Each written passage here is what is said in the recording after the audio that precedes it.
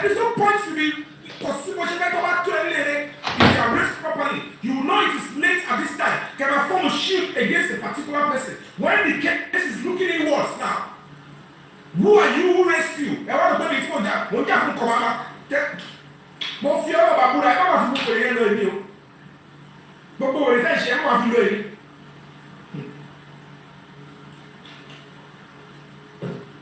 Tí mo gbọ́ bá ṣe máa mú èmi tó máa mú èmi sùn wọlé irú ẹ̀yẹ máa dún kòkò ní ilé sọ́kọ́ bá jẹ́ pé ìpààyàn o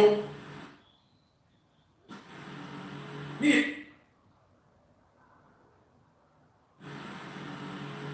ilé sọ́kọ́ bá jẹ́ pé ìpààyàn ní ìwà ẹ má bọ̀. Ẹ ti make attempt tẹ́lẹ̀ ẹ ti try tẹ́lẹ̀ nígbà tí mo mọ̀ báyìí ẹ̀ wá ń tiẹ̀ ní mo kọ́kọ́ rọgbẹ́ ìsìn yẹn wà ní fún yẹn wà bọ̀ pọ̀tọ́ bá dẹ́gbẹ́ mi yí gbé tẹ̀bá ọ̀gbẹ́ lágbára pé ẹ fẹ́ ṣó ṣẹ́ bóyá ẹrú kú wà lẹ́ o àbí kìíní kan wà lẹ́ o ẹ kọ̀ sọ pé ní báyìí pé àwọn rẹ o tàbá ti mú ẹ o kápá ní báyìí kẹwàá mọ̀ wò ẹ jẹ́ ìtọ́kọ lórílẹ̀-èdè Nàìjíríà ayé òkú ní ẹ̀ ṣiṣọ́ ẹni orí justice ọba àdúgbò ibẹ̀ ti ṣe yàmàyàmá báyìí kọ́ lè ṣe jẹ́ báyìí lè ṣe jẹ́ ṣẹlẹ̀ mi nìkan wọ́n fèsì offline ẹni mo ṣe gbé everybody rẹ̀ gbogbo kiri kan ló wà bẹ́ẹ̀ alágbára kiri kan ló wà bẹ́ẹ̀ kiri kan tàbí ló wà bẹ́ẹ̀ ṣẹbi kéjì wọn wá kéjì dẹ́ ti mi ti kọ̀rọ̀ àrí pẹ̀lú influence mi mo ṣe rí jẹ́jẹ́ ìmọ̀ ìgbé rìn nítorí bẹ́ẹ̀ tí ìfọwọ́kọ̀ ẹ̀mí ni o gbogbo ìfọ̀ ìbá ní pòfíìmù yìí torí bẹ́ẹ̀ ẹ̀kọ́ fẹ́ẹ́ lóyún jìbìtì 3 million fún ọ̀sán ọ̀bì gan ni ẹ̀kọ́ ṣe é wá sọ́dọ̀ mi wò kí àwọn ọ̀yá gbogbo òrìṣẹ́ tí ń bọ̀ láti dé ayé mi oyé onídìrí àtúntò lè léyìn ẹ máa wọ́n náà mo bá yín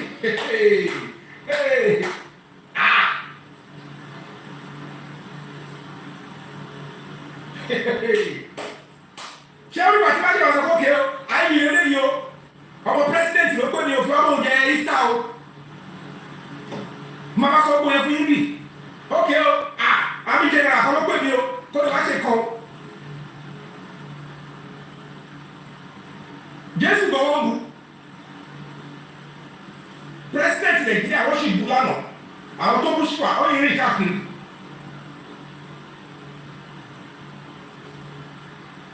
wọ́n bú ọlọ́pàá wọ́n bú àìjì èmi fúnra mi lọ àbí ní sàbídà wọ́n bú mi ìkébè súpà ìyọ̀dí kí wọ́n náà tó bú mi tó ní pé ìkébè súpà kí wọ́n á lókè o máa corporation ṣẹ́ ìròyìn ṣá ẹni tó rẹ̀ tí wọ́n pé nọ́mbà ti fẹ́ báyìí ni ẹ̀yìn jà kóró ni ìwé fún ìtẹ̀sẹ̀ sí ẹ̀mọ́ ìṣọ́ṣẹ́ bẹ̀rẹ̀ ẹ̀ lè lé mi ẹ wòye ẹ ti ṣe tó Ọlọ́run ó dùn mí kó wọ́n jẹ pẹ̀lú pé kí n já kó ìfẹ́ bá yín pò ní alẹ́ ìfẹ́ bá yín pò lálẹ́ máa ogun máa dìde ẹ̀ tí ẹ̀kọ́ wò péke irú Yomi yẹn o àyíká kọ́kọ́ ní kókè wọ́n kọ́ka English mọ́ mi lọ́wọ́ àbí kókè kọ́ ní pé mo yà dì àbí wọ́n ní pé kókè wọ́n ẹ pé lórí ká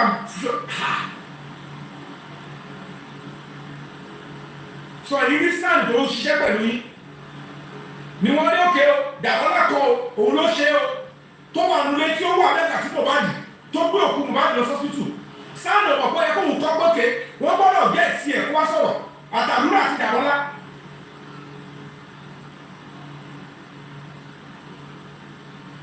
sọ tó wà sí NGO tí wọ́n gí burú fún ẹ máa wọlé tó gí ìgbẹ̀jáde ẹ̀ ṣẹ́kọ̀ ọlọ́pàá kọ́ máa ṣiṣẹ́ fún yín tẹ́lẹ̀ àwọn notify ọlọ́pàá who will notify the police so if it is not your family that was message tọ́ba message neutral person ṣẹ́ni ẹ̀ náà lọ́wọ́ yẹn lọ petition ọlọ́pàá tọ́ba message any media person ẹni ẹ̀ náà á fi wàhálà fi lé tiẹ̀ lẹ̀ àwọn lọ tọ́ba yẹn gbèsè àpẹ ẹ̀wọ̀n kọ́tọ́ kọ́ sóhun o wọ́n fẹ́ sẹ́ni fídíò bá ṣe pa Mohbad o so ẹ̀yin tẹ́ ẹ̀ jà fún Mohbad ẹ̀ wà ní gbé ẹ̀ ṣe kọ́lọ́pàá wà ní kiri tó ọkọ̀ sẹ́ni ẹ̀sọ́ wọn ní kọ́ fẹ́ sẹ́ni fídíò ẹ̀yin tẹ́ wá dẹ̀ ní lọ́ọ̀yà ẹ̀yin sáà ní ẹ̀rẹ́ ìjọba lọ sáré lọ́pàá ẹ̀ lọ gbé àwọn tabolo méjèèjì yẹn kọ́tẹ́ tí kọ́ tabolo méjì tabolo kọ́ ni àdúrà àlọ́ba ẹ̀ lọ gbé.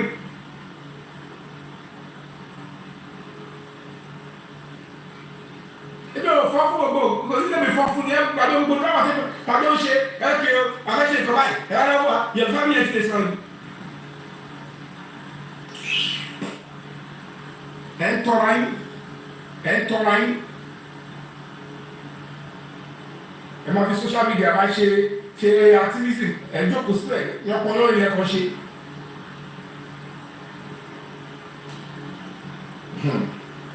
bẹ́ẹ̀ náà wọ́n á ní yíwá tó ẹ gbọ́dọ̀ bí ṣọ̀pẹ́rẹ́ ní rọ́lù ẹ̀mọ́ kí àwọn gbọ́dọ̀ nípa gbára ẹ pọ̀ lọ́wọ́ yín ẹ lágbára ẹ bọ̀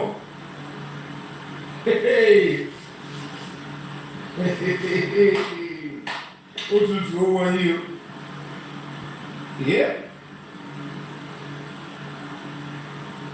o àárín fún tóun tẹ gbé ọmọ tí àgbẹ̀ bá tẹ gbé ọ̀ṣọ́lẹ̀ tí àlára gbé ọ̀ṣọ́lẹ̀ kékeré náà máa ṣe sáìsì lórí yàn.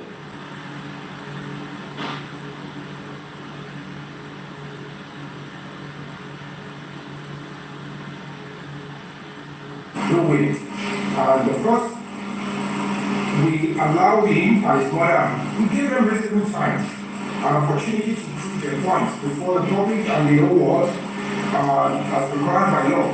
Yes, they wasted an opportunity to allow the world to hear them and then to know about the solid base of the world. These were people that have first-hand information.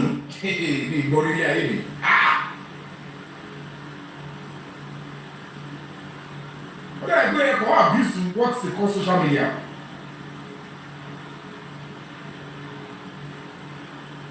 Ọlọ́pàá gan lórí justice for nobody àti gbé wọn rìn. Tó bá tẹ̀ bẹ́ẹ̀ ìgbọ̀n ni wọ́n ní ọlọ́pàá pàǹtí. Bí mo ṣe débẹ̀ yẹn máa ní kọ́ lọ sọ mí sínú lẹ́yìn. Ẹ kọ́ máa dì sí àwọn yẹn máa tọ́ àwọn yàn.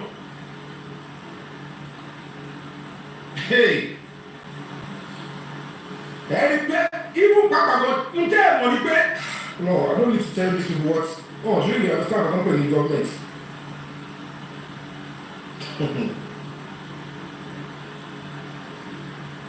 Bọ́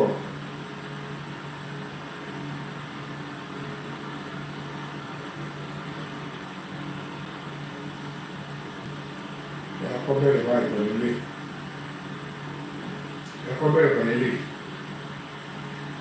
Adura is one of the people that are close to Mohbad. That's why I don't mention those two names. Firstly, the wife and Adura. Adura is the younger one, junior to Mohbad, while the Yomi is his girlfriend, and they call him girlfriend. So these are the two people that I know that they're close to Mohbad. There are almost 15 of them working with him. But those are the major people that I want to Nigerian government to help me ask them. The major people that the Nigerian government should ask. What to Mohbad? I said it. I even put it on paper that I'm trying to be questioned. It can't be folding hand and look at the Adura needs to be questioned. This was not before Mohbad was buried. This was not before the coroner inquest was suspended temporarily. This was recently. Put it to worse. This video that you people are seeing in that 3 seconds, it was recorded inside that house. Let us see the meaning. So, by saying the meaning, we know exactly what is inside that video. If we see it, there is no way I'm going to see something like this. But I will, it's so possible kí n rí nǹkan báyìí kí n tún máa sọ pé this Baba is not supporting what we are doing.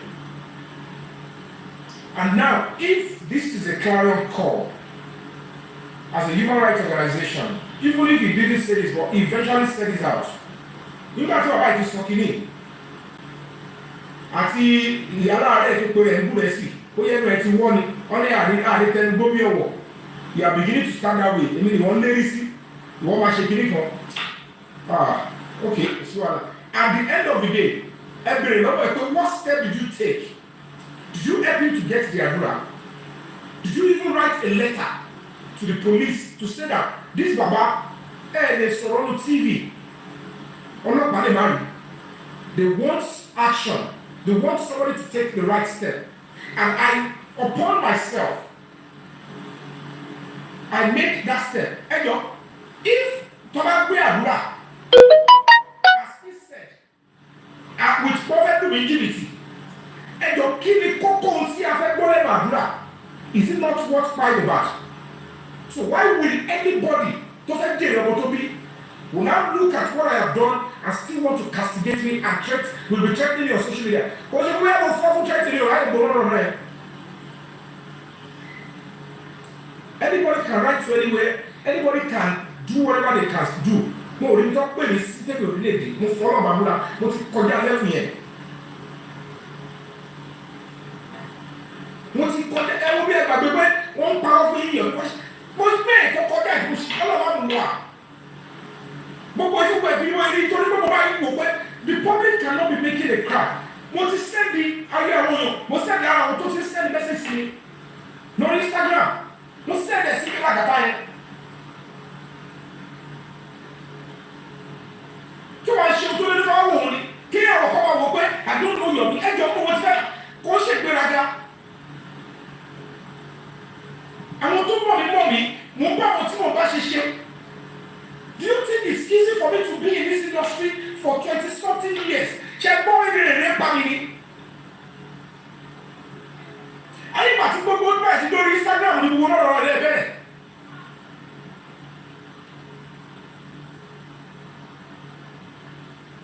Because at the end of the day, all I have been doing all my life, as when I started my career, is showing out movies that will change lives, impact into the society. Means hello, whatever means don't confuse Bashibala. My fans knows me and I know my fans. Tabashi justice for my thing about that. And you're going to family here, Ejo. Check it out, kill for you and to them with me. She was a good back to material and do before. Our family will come on, no film me. And I repeat it over and over. Go back to my Instagram, my Facebook. We will have called first official letter out on this justice for Mohbad to the government.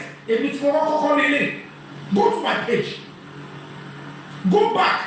Tebati Lobe, and the whole year 2023, me delete here. Upon it, full like a tire, go show when you come over the sorrow. I am doing my justice for man on my Instagram because I don't want to compete with Yabo. Not because of anything, but because me, friend to my wife, you're not of your colony of Aisha. I love and I want the boy to get justice. And I place that ahead of me. And I was in the background. Nígbà tó yẹ kí n jáde sọ̀rọ̀, mo lọ sórí TV, mo lọ ṣe interview. Wọ́n ṣe pé ní mo dá wọn lóhùn ní ìtí ẹ̀rọ kó nǹkan lọ lórí TikTok rárá.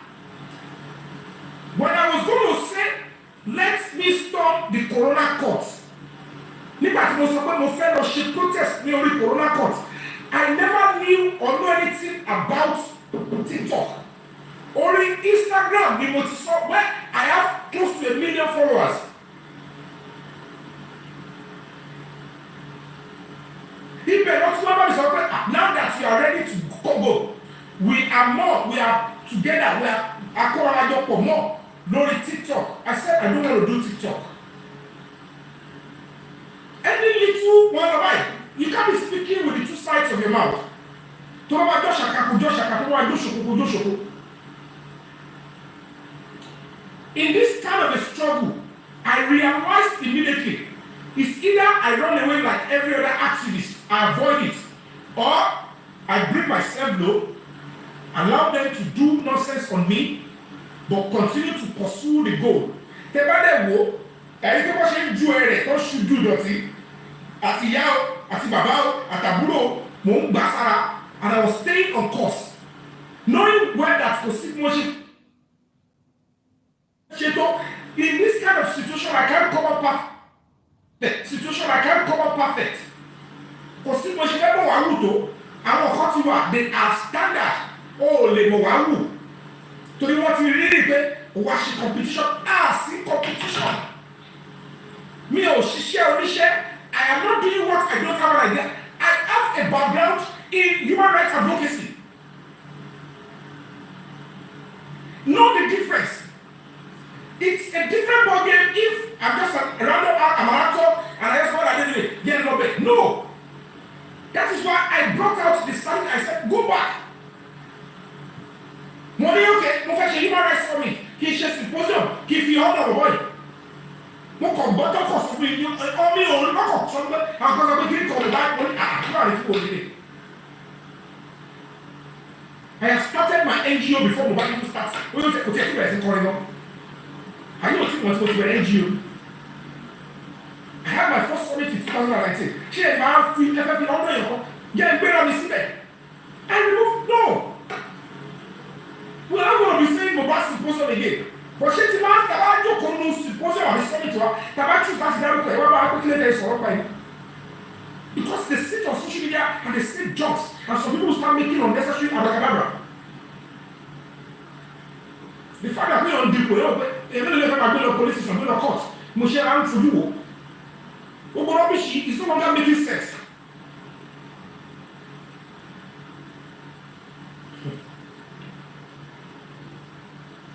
Kí ni ọ̀fọ̀ gbogbo tọ́ba ṣẹ̀kọ́ ọ̀tẹ̀ tọ́ba ṣẹ̀kọ́ kí ẹ̀ ẹ̀ expect owó bì kan tọ́ba fi support Yomi, whatever the case may be, you don't allow people to push you. Ìkọ́mọ́lì kan lọ sórí kí ẹ ṣe ní ọkọ̀ bẹ̀rẹ̀ sí parọ́ wẹ̀rẹ̀. And that is why I always love to speak out on time. And I love to explain better. Torí tó bá di ọ̀nà àpárí pé sọ ẹ̀ ń bà tó sọ́ngbà yẹn, they will see your meetings. I would like to explain from beginning to the end. No gap, no ifobona. Because I don't want a situation whereby this is social media. If you are trying to be economical with your truth, the next thing they will gap don't want to feel it. This is what he was trying to say here. I would like to say, let me explain in details. Push it. Finance it. The public wants justice. It is a public matter. And a part of the public. You're not bragging and people rubbish here. We're not getting a sand. A minute for my life today.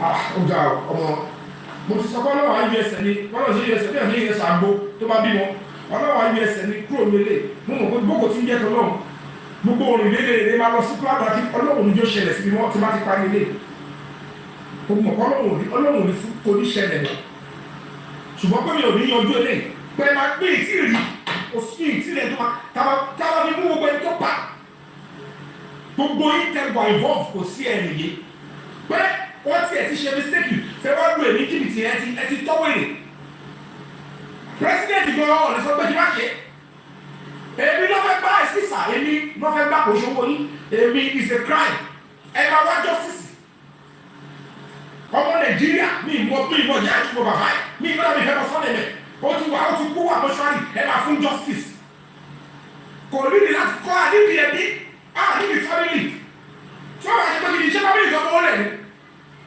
gbogbo tẹ́lẹ̀ wọ̀ ní sí ìgbà tẹ́lẹ̀ ní kọ́sọ̀lù gbẹ́dùn ẹ̀fọ́ gba sáàdì gbogbo pọ́blìkì náà kìí ẹ̀wọ́n ní wèrè orí burúkú ṣé wọ́n fẹ́ nílẹ̀ nígbà sáàdì ní ṣé wọ́n pọ́blìkì náà ní.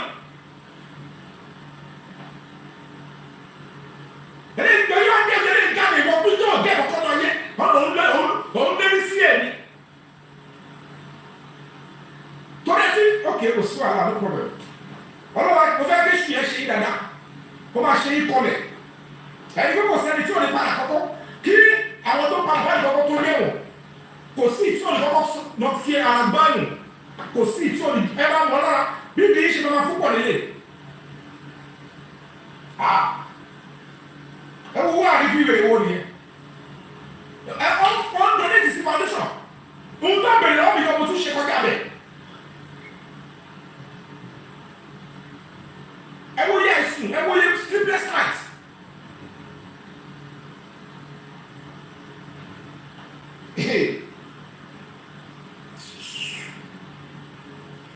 ọmọ alájọ sọ̀rọ̀ yẹn tún dúkòkò ẹ̀gbọ́n náà ṣe gbogbo ẹ̀ tí ọgbọ́n àwọn ṣẹ́ẹ̀lì kẹ́yìn tún yẹ kò ṣe lónìí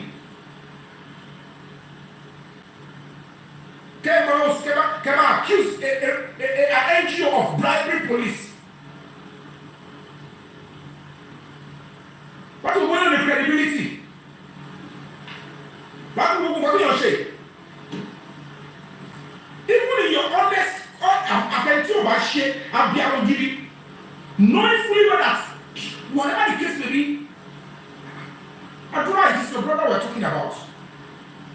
Has he spoken the truth? Trust is on him. He has spoken, he has shutted me up. The only thing I wanted him to do is, you have shutted me up. You have sent the 3 seconds. Just stand by what you want. That they want to carry you, they might carry you. You are now with police. I have written to the same police. Give him police protection. And he told me CCTV. Let me go back. I went to Abuja. We got police order, police protection. But it post me. Do you know how much it costs to get police to get you? Minimum of 3 police officers. Ṣẹ́gbọ́n wọ́n pa tó ń ṣọ́ ilé tẹ̀lé ń gbé bí tí mo wà. Ṣẹ́gbọ́n àwọn civilian security tó ń ṣọ́ mi.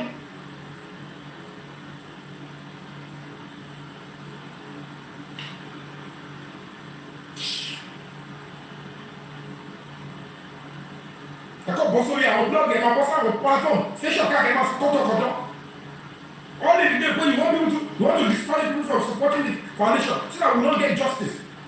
Exo any other platform don't share anything to fẹ́ mú justice wá fún Mohbad yàtọ̀ sí táwa ṣe, and then you wanted to bring it down. Ẹ̀yin tẹ̀tí wọn sọ pé ẹ̀yin ní family tẹ̀lé tẹ̀ máa fọ́ ẹ̀fẹ́ fi lọ sáàni tó fi dúró kòkò bẹ́ẹ̀ ni. Ẹ̀yin tó wọlé bá ṣẹlẹ̀ pẹ̀lú sáàni wẹ̀rẹ̀ tẹ̀ gbẹ́dá ń sọ̀rọ̀ ẹ̀yin wọlé kiri ẹ̀yin gbogbo wẹ̀rẹ̀ yẹtí jẹ́ wẹ̀rẹ̀ èmi ni wọ́n fi sáàni bàbá ẹ̀rù wà ẹ̀yin ìgbé ọ̀lẹ́ ẹ̀kú abẹ́tí jẹ́ wẹ̀rẹ̀.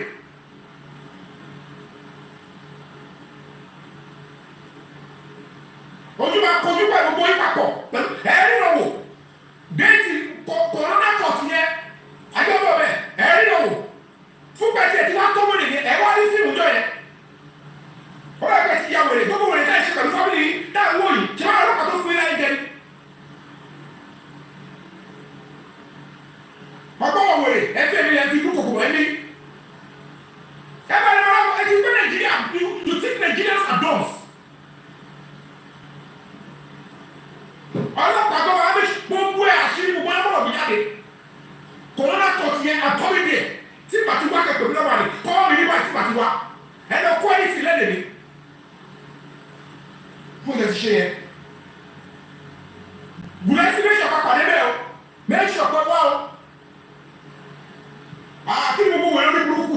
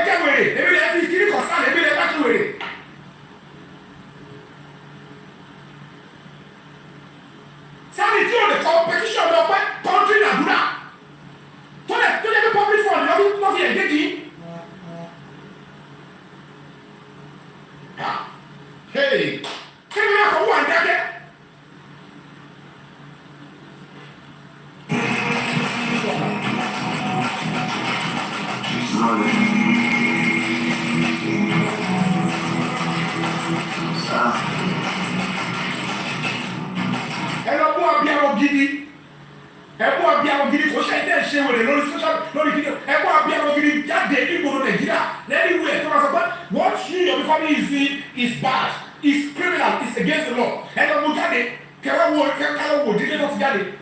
I'm putting my life on the line, putting my career on the line. Ẹ bá mi bí orúkọ mi.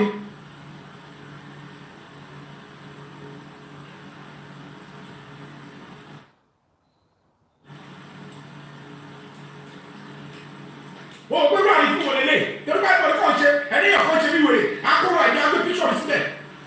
What's my own with all those gibberish? Àwọn pàǹtí yẹn kí ni ìdẹ́gbẹ̀rẹ́ àwọn pàǹtí? So you think because people sit together on social media and they are talking about me, that means their public opinion, public perception. Àwọn ti rí àwọn báwọn ti jẹ́ kọ̀kọ́.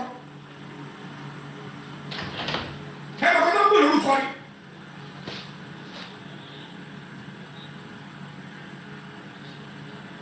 Ẹgbẹ́ wọlé bẹ́ẹ̀ gbé wọlé bẹ́ẹ̀ tó lò pé ẹ̀sìn lórúkọ that substance o ti níyì.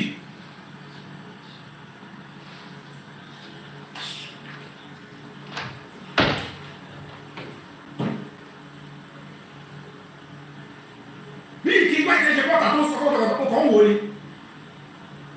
Ó sọ oríṣiríṣi mo kàn ń wò. Ẹ̀jọ̀ ẹ ṣe wèrè ṣọ́lẹ́ ṣe máa ṣí wọn. Because if I speak, èmi làwọn ẹ̀ máa wò pé kí ni Yomi sọ. You want to threaten me with somebody that I put my life on the line to fight for justice for it. Tell me that when we are fighting for the same thing.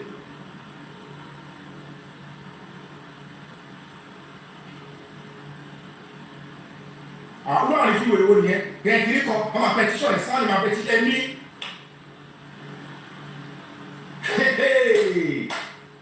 Anyway.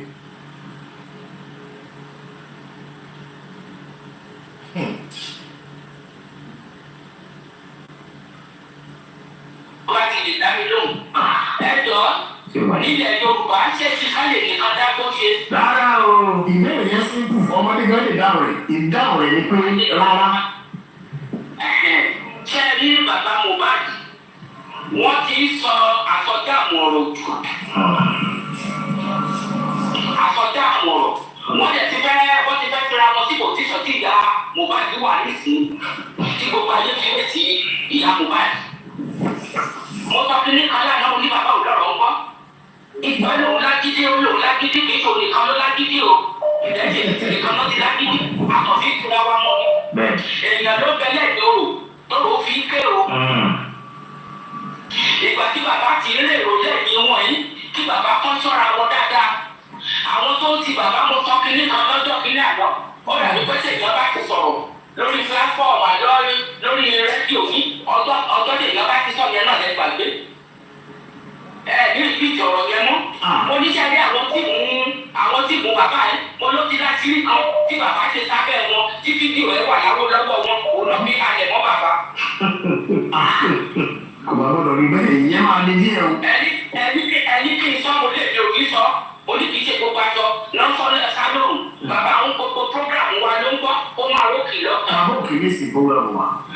Òun yóò jábọ́ lẹ́nu ọ̀rọ̀ náà lọ́wọ́ wọ́n jẹ́ tí òun fúnra ẹ̀ ó tira ẹ̀ wọ́n làkùkọ̀ kiri ti ara ẹ̀ wọ́n ṣe wòlíì kò bẹ́ẹ̀ lọ wọ́n ṣe pásítọ̀ kò bẹ́ẹ̀ lọ wọ́n lè rí ti ara wọn. Ṣé rí wọ́n kọ́ níṣe ṣé fúrẹ́ẹ̀mù náà ló ń jà bí fúrẹ́ẹ̀mù náà bẹ́ẹ̀ lọ bẹ́ẹ̀ ní ìkó òyìnbó. Ṣé bàbá yìí ó fi ìbúkú ọmọ ẹ̀ ó fi wá fúrẹ́ẹ̀mù náà ó fi gbajúmọ̀ sí ipò tó lóun tó wo aláàjì ọ̀rọ̀ ó tọ́ bí ìsọkúsọ ni mo lè máa sọ̀rọ̀ bí ká máa fi rí nílẹ̀ rí ẹ̀sìn ó sọ̀rọ̀ ní máa sọ. Ṣé bàbá wa fi kú ọmọ ẹ̀ báyìí ó fi wá popularity ní gbogbo ọ̀dọ̀ fáti wọ̀lú ni ó dára mọ̀. Ṣé ẹ̀jẹ̀ ní kọfí wà lára àwọn tó ń gbógun tí bàbá Mohbad tó fi dìbí tó fi gbógun ti Yomi òtí gbogbo program tí kọfí náà ló ń jà bí kọfí òun ló méjì tó ń jẹ́ òtí gbogbo program tó máa ṣe orí Yomi fábíyì ni.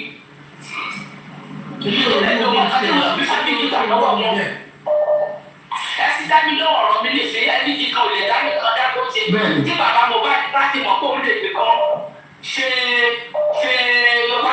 Kí ni orí kan fi ẹ̀gbọ́n ní orí kọ̀ọ̀kan tó ló ń ṣe ní orí? I blocked those people up for a long time. Tó mo tó ṣe yẹn kò kọjá gbogbo nonsense ní orí. It's not part of justice. It's not part of quest for justice. So mi lè ní gbogbo orú àwọn onídọ̀tí yẹn kí ló wá jẹ. Justice kan mọ̀ ó jẹ́ káwa tó kó ká kúrò ń bẹ̀. Oníṣẹ́ tó ń ṣe èsì tí nǹkan tẹ̀ sí mi ṣe ẹ̀dá tó jẹ́ pé nǹkan ní pírọ́blẹ̀mù méjì lọ́rọ̀ ọmọ bá jí ti kọ́ sí fún mi nísìnyí lọ́gbà wà lómi níṣẹ́ ojú mi báyìí ò bá kù lórí ẹkún mo bá àti sọ̀tún dá ṣe ni mo bí ọmọ. Àná nìsín mo ti lọ rí dọ́kítọ̀ lójú lànà. Àwọn tó tẹ̀ bímọ wọ́n rìn wọ́n yan fáńdá. Wọ́n sọ pé wọ́n ní sí fúrẹ́ẹ̀mù. Orí èdè ọmọ tó mọ fúrẹ́ẹ̀mù yẹn. Fúrẹ́ẹ̀mù ilé ìdìbì. Fúrẹ́ẹ̀mù. Kò tẹ́lẹ̀ kọ̀rẹ́ẹ̀tì ní tẹ́lẹ̀ ọba ti kọ̀rẹ́ẹ̀tì mo ti sọ fún pẹ́ẹ́nì kò sí kò rí lọ sí skul. Ókè wọ́n sọ̀rọ̀. Mo ti wá ní ìgbà tí wọ́n. Bàbá mi kàn lè sọ̀rọ̀ sí mi pé mi mọ̀ pé ibi dàgbà tó pé bẹ̀ lọ́ka ní ìbọ̀dé. Ṣé ẹni tó bá lè jẹ́ níjẹta ò lè ṣe kú pàjọ rí? Mo bẹ̀rẹ̀ ọ̀rọ̀ ní o.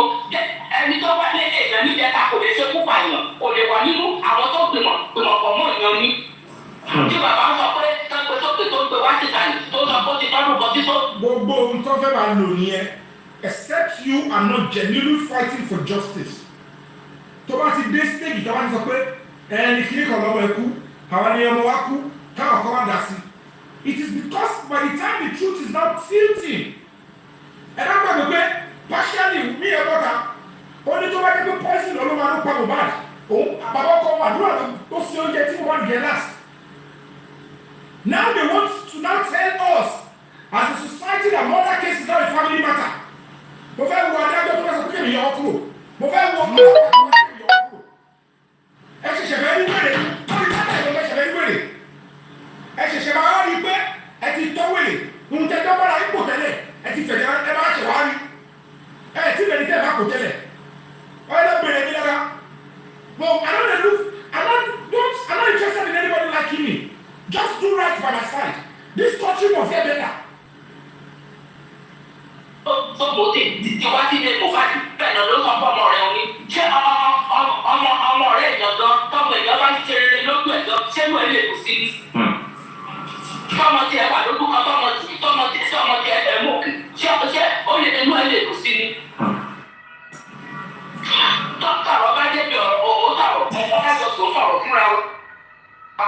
Bàbá wọn ní ẹgbẹ́ tí ọ̀rọ̀ láti gbọ́. Ó lè gbogbo ọ̀nà tí Yomi Fabayi ń gbọ̀rọ̀ ọmọ ẹ̀ gbà. Bàbá ṣe ló ń bẹ bá tẹ́lu. Wọ́n ní wọ́n rí síríìnì ní fídíò. Ṣé ní bàbá kọ̀ dẹ́kun ẹ̀? Wọ́n ní kọ́ lọ sí àdúgbò Mohbad kọ́ lọ wá ọ̀rọ̀ fídíò jáde níbẹ̀ ní lọ́ọ̀lá àdúgbò. Ṣé ní bàbá kọ̀ dẹ́kun ẹ̀? Bàbá tó gbọ̀rọ̀ Yomi Fabayi tó gbọ̀rọ̀ ọlọ́pàá ní bàbá tó kọ̀ dẹ́kun ẹ̀. Ẹjọ́ ọ̀nà wọn fẹ́ ní bàbá tó fẹ́ gbọ̀rọ̀ fún ọmọ ẹ̀ kan gbà náà.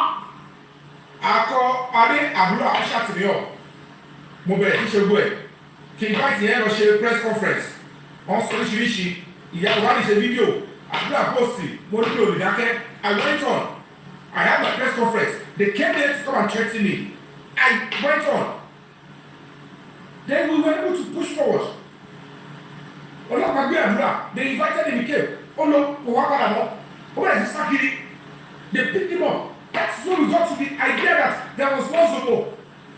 One man and 1 year so please ask Wunmi to report to this office. Ìyá yẹn sọ pé ẹ wo bí ẹ ṣe fi Wunmi ní àtàdúrà ẹ lọ gbé Zomo yẹn. Why would she say that? Kò mọ̀ pé wọ́n àlejò ọlọ́pàá ẹ ti sọ speaker tó bá gbọ́ mi báyìí tó fi ọmọ tó kù tó bí ní ayé wọn kọ́ fi búra tó bá kó mọ̀ parọ́ wọn. Ó ní orí òkè làwọn wà wàhálà ti wà ó Yomi yẹn wàhálà ti wà ó ó ti yà wọ́n sí social media ó. Ẹgbẹ́ àwọn ọlọ́wọ́ ẹ̀ wọ́n ní ẹgbẹ́ wọ̀nyí ìtọ́wá important ìfọlọ́pàá sí pé the Wunmi please only you are close to her àti invite a true lawyer kò gbàgbó ẹ sọ fún pé àti send invitation àti send ẹsẹ̀ náà ask her to report she said ẹ ṣe fi Wunmi lẹ̀ ẹ fi Wunmi lẹ̀ fàdúrà ẹ lọ mú Zomo yẹn nìkan why did she want Zomo to be arrested why did she want Zomo to be arrested and you want me as an advocate of human rights and justice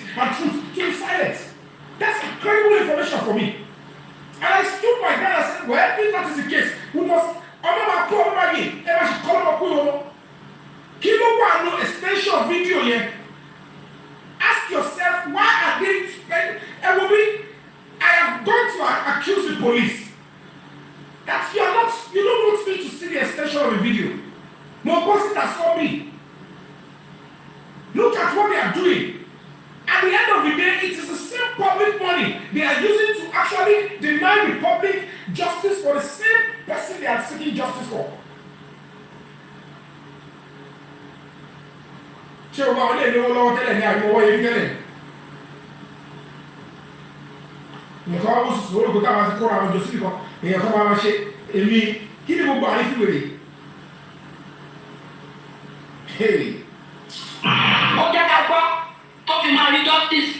Wọ́n kọ́ àwọn gbogbo àwọn adíláwí tó dẹ̀ wà lẹ́yìn ẹ̀ àwọn ìkápẹ́ gbé dání. Àwọn ìkápẹ́ gbé dání fún ẹ̀rù wọn sápa ní mídíà. Nígbà tí mo sọ lánàá, mo ní kò tí ì sẹ́nìkan tuntun nínú wọn tó bá lọ́pàá ìjòkó. Ó jẹ́ sọ pé ọ̀rọ̀ mo bá ìfọ̀rọ̀ wá wá. Àbí ó ní ọ̀dẹ̀ tí lẹ́ni tó ṣe tèmi ò mọ ẹ̀mí ò mọ o. Ẹ̀mí ò mọ o.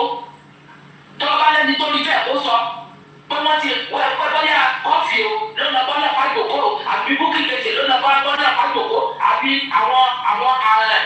àwọn tí ìwọ̀n ẹ̀ lọ́nà bọ́lá pàjòkó kájẹ́ tọ́mọ́lá pàtó. Ṣé bàbá kan ṣe bí bọ́yá ìlú oníṣẹ́ ni bẹ́ẹ̀ ló tẹ̀ níṣẹ́ gan gbogbo ilé ẹ̀tẹ̀ náà fi dúró sórí program tó fi ṣàpàtì program ó máa bẹ̀rẹ̀ tẹ̀ náà ṣe bẹ́ẹ̀ náà sùn. Tẹ̀yìn bá kù ọ̀ṣẹ̀ṣẹ̀ yẹn máa ṣàgbọ́ra olúwa ẹ̀ lóore náà.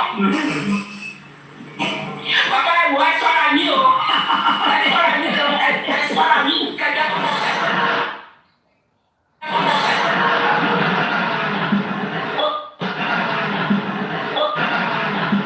Ó bá sọ̀rọ̀ sọ mọ́tò ní kẹ́kẹ́ àwọn àtọ́jú ní kìíní kẹjọ rẹ̀. Èmi láti ṣe kẹ́kẹ́ ní ló sọ pé ó ní èdè àfìgá kẹ́jà òjì. Ṣé tẹ̀ bá sọ̀rọ̀? Òkú wọn bá tọ́kọ̀ fún ọmọ ní òkú yìí ni ọ̀rọ̀ tó tẹ̀lé sọ àṣìwé ọ̀rọ̀ dẹ̀dẹ̀ sọ jáde lẹ́nu bẹ̀.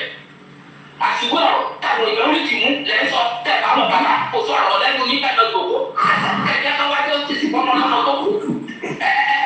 Ẹdí bá gbèsè ayé ti ní lọ nídìí. Ẹdí mọ́ni tó wà nínú àkáǹtì ní mọ́tẹ̀lí justice fún mobile bọ́ọ̀lì justice fún mobile. Ẹdí mọ́ni tó wà nínú àkáǹtì ní ìjọba gọ́ọ̀mẹ̀ntì àdá àwọn ọdún pé 5 million fún mi.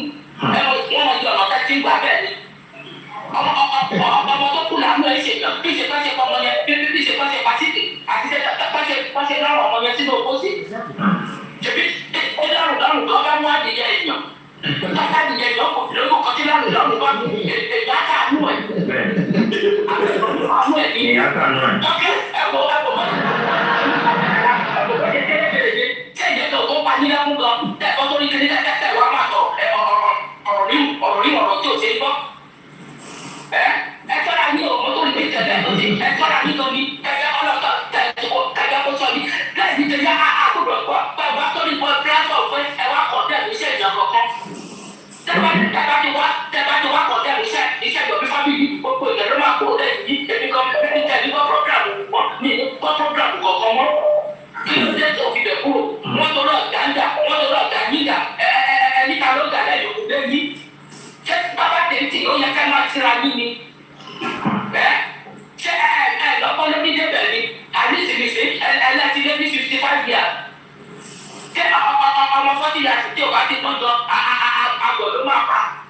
Ọmọ 40 years tó tóra kẹ̀kẹ́ tó ṣẹ̀ wá kọ́ wọ́rẹ́ ní iṣẹ́ olúwa sí. Ṣé o lẹ́sẹ̀ yà ni?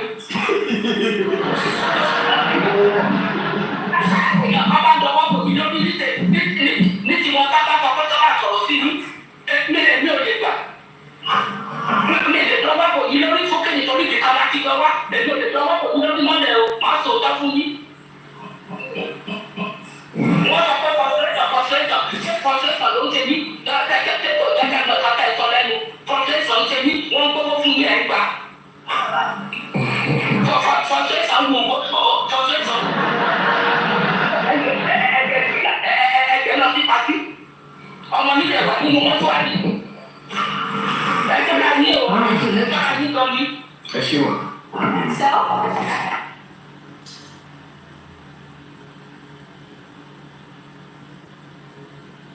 Even if they don't love that one, come together. I know what they mean. They need the lawyer that fought the battle of Timothy. They ran to him. You don't get it. You don't run to him now. One of the suspects ran to that same lawyer. Can you see the complication? So I cannot put my That's complication. Because before I start my fight, I do 1+1 and I will ask, when they bring this to me, I will ask, do you really want to do this test?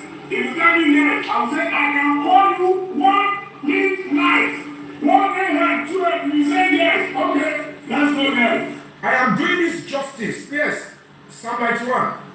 I am doing this justice for Almighty God, for that young boy in the mortuary, and for innocent children, innocent people that are likely to be a victim of such heinous and terrible murder. I'm doing it because a lot of Nigerians want to live in peace in this country. I'm doing it because cases like this will continue to hurt the country Nigeria and will continue to hurt our socio-economic well-being. Ayé kọ̀kọ̀ òṣè wá Nàìjíríà wà láṣẹ àwà.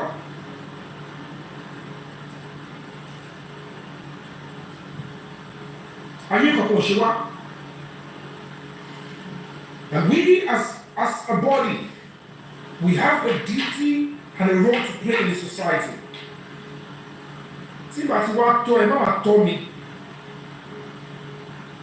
Because everything I am doing it according to the law.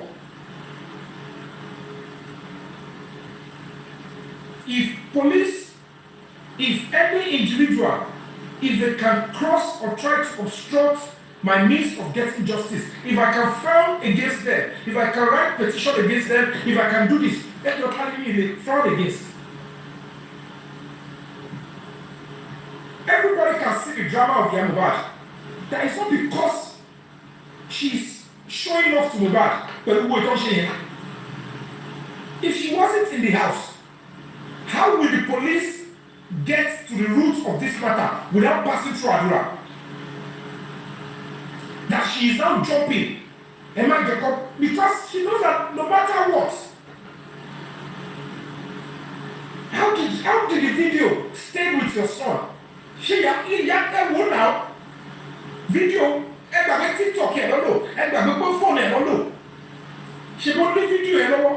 Even if you Adura come up with video around the phone Arata, because you share the same blood with Mohbad, you are meant to be fighting hard, going to the police to say, this person has a video. If the person is denying that I don't have it, because you have seen it, you are meant to be putting and risking your evidence to say, please, this person has a video. If you get that video, it will help my brother. How much more? Ìwọ ìyàwó wò pókè. Ẹni tí ẹ sọ pé òun ló ẹni dàbọ̀lá kan ni dàbọ̀lá yóò kò lọ cook up video from anywhere kò ṣe video tí o rí. It's not a video that doesn't involve Mohbad, Cynthia, or any other person. Mohbad and Cynthia, they were in the video. It is your son. Òun ló video ẹ wà lọ́wọ́ ẹ̀. The video starts with Adura for over a year plus when everybody, including outsiders, are sleeping, doing vigil, spending their hard-earned money, sweat, time, resources, looking for at least a clue. You can now imagine Nigerians that are spending their time, leaving their children, and the farmer is there, one was corona inquest, thinking a clue will come out, and your son, hold your body, only clue, you know, inú phone ẹ̀ lọ́wọ́ ọba sùn ọba jí, and we are asking that they should ask him, why would you even all this kind of information for a long time? Rántí pé ẹni sàn nígbà yẹn tó bá sọ pé why would you do that? So your son is looking for justice for Mohbad, but if it touches on your family members, your son will be inactive. Ẹ wá lọ bú yàn ìkísà lè kọ lẹ́tà sí èmi Yomi Fabayi. Ayé ti ṣe yín o. mi ìmọ̀ tó ń bí ìmọ̀ kí lè bá ìṣe náà lè pè pàṣẹ fún akọrin.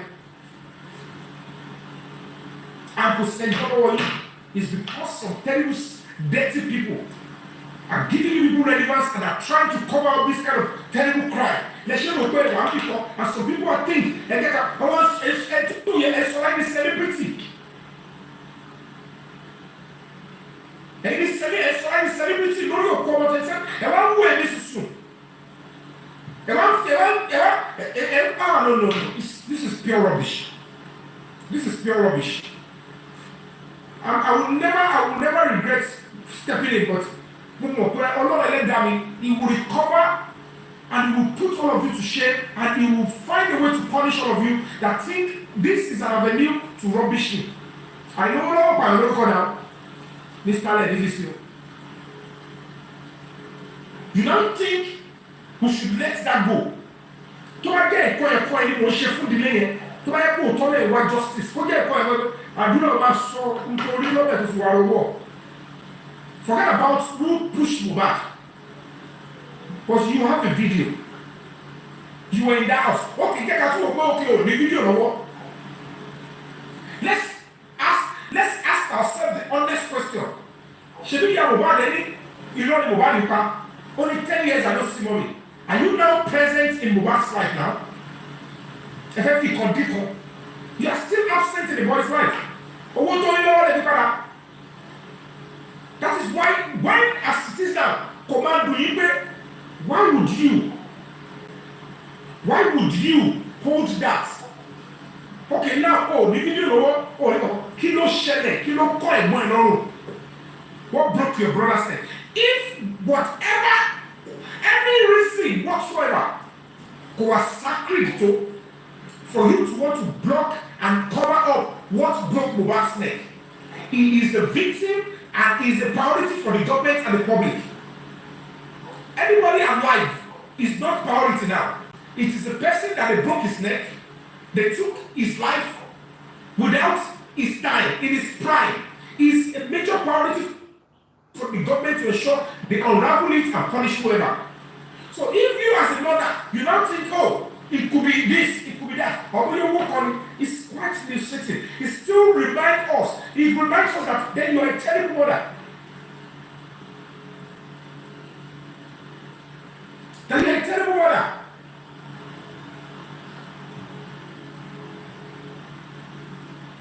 Níbẹ̀ wọn náà ẹ̀kọ́ sọ̀rọ̀ ẹ̀fẹ́ sọ̀rọ̀ lórí pé nígbà pẹ́pẹ́ Mother's Day tó ṣẹlẹ̀ ìdílé o Mother's Day ọ̀tọ̀. Because how people push people like you and say Happy Mother's Day, tell you what that one. Àfẹ́ni tí ò ní padà bọ́ náà nípò ẹ̀ tí ò ní padà, because I cannot even fathom how you will take up until now. Look at the millions upon millions, thousands upon thousands Nigerians that are not connected to this boy. Gbogbo ìtẹ̀lẹ̀ mọ́ tó pa bàbá mi ẹ̀ ń gbọ́wọ́ ẹ̀ lọ́wọ́ public ẹ̀ dẹ̀ dákẹ́ síbẹ̀. Ẹ̀ tún fẹ́ máa dúnkòkò mọ́ public. Ẹ̀wọ́n àdúgbò tó yẹ ti ṣáwọ̀ pàtí kọjọ́.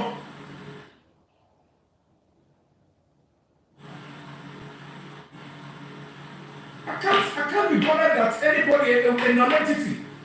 Oko camera ó ṣe parabala, olóni owó ẹ̀ lórí data ẹ̀, olóni page ẹ̀. Ṣé máa bọ́ ọ́rù rẹ̀ ní ẹ̀ page mi ni? Ohun tí ò ní padà ṣẹlẹ̀ lálárí pé kí wọ́n picture, irú èèyàn kó picture mi síbẹ̀, ó dúró àwọn lọ́la.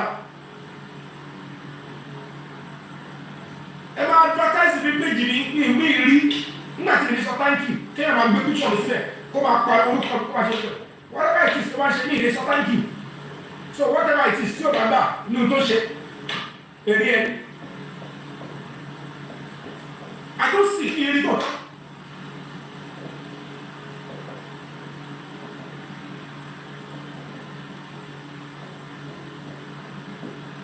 You now look at it and then you kept that for almost a year plus. It is because we are still working out to ensure that we have a better policy.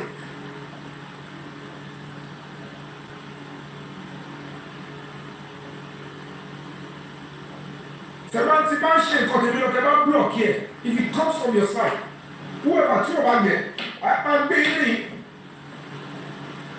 ẹni tí ò gbọ́ta tí ò rí inú òrùn tí ò ṣe wàhálà tí ò máa rìn káàkiri ẹsẹ̀ tí ò ṣe pé kò ní mọ tí mo fi kò ní máa sọ fún mi pé ibi báyìí ni kí n yàn sí ẹ báyìí mo lè gbé rìn ẹ báyìí mo lè criticize ẹ báyìí mo sọ why you doing this I don't abuse people akọ́ni ní jí àrọ̀ màá ní ok mi ò ní problem pẹ̀lú anybody now torí whatever the case to be ohun tí mo ṣe kò sí pọ̀ ṣe so I am no competitor torí mi ò ní kò ṣe kó lè gbé ọ̀kan lọ nínú ẹ̀ èmi ṣe tèmi lọ.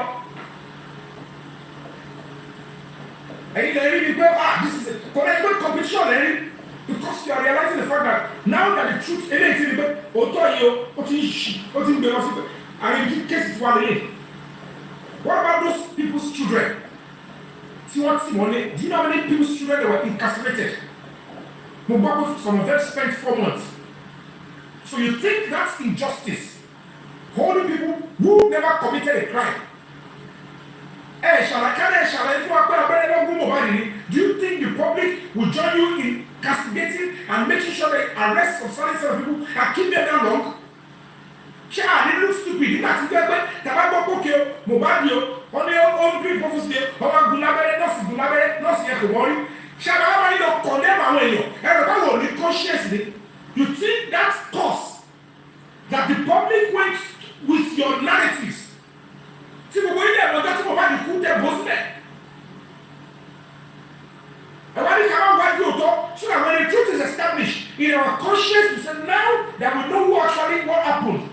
Our conscience will now ask for forgiveness for those that we use our thoughts and your lives to put in prison and police cells. Some of them are they can't survive it forever. Some of them, the panic attack, they cannot survive it again. They cannot live without that panic attack the rest of their lives. Because they can't even understand that we never even committed crime and we were kept in police cell for 4 months. Because the public followed a wrong narrative. Nígbà tí wọ́n tó bá ti wá lọ sí side ọ̀dọ́ sí ẹ wá fẹ́ máa bò don't try that.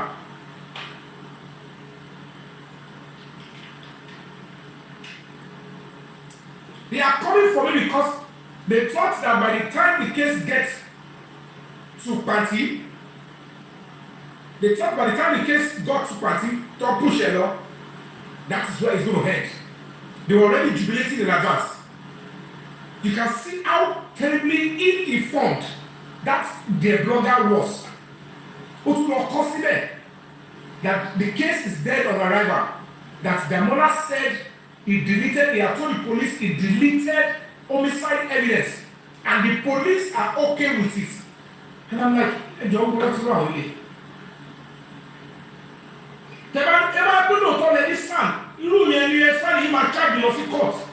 Now, where did the police told you they are okay that they deleted homicide evidence of our clients that we are fighting for? Because I still understand. Is the son fighting for Mohbad or is fighting for Mohbad?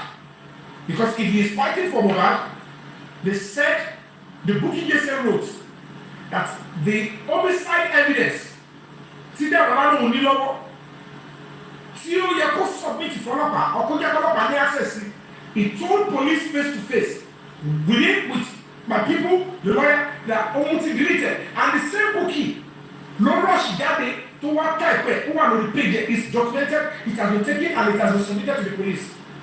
That their mother confirmed he deleted it and the police are okay.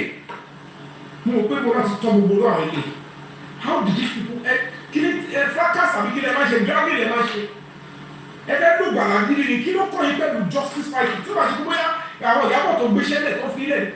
Now you wish about it. Then tell us the police that are okay, that the suspect deleted homicide evidence and then she is free to go. I said, no problem.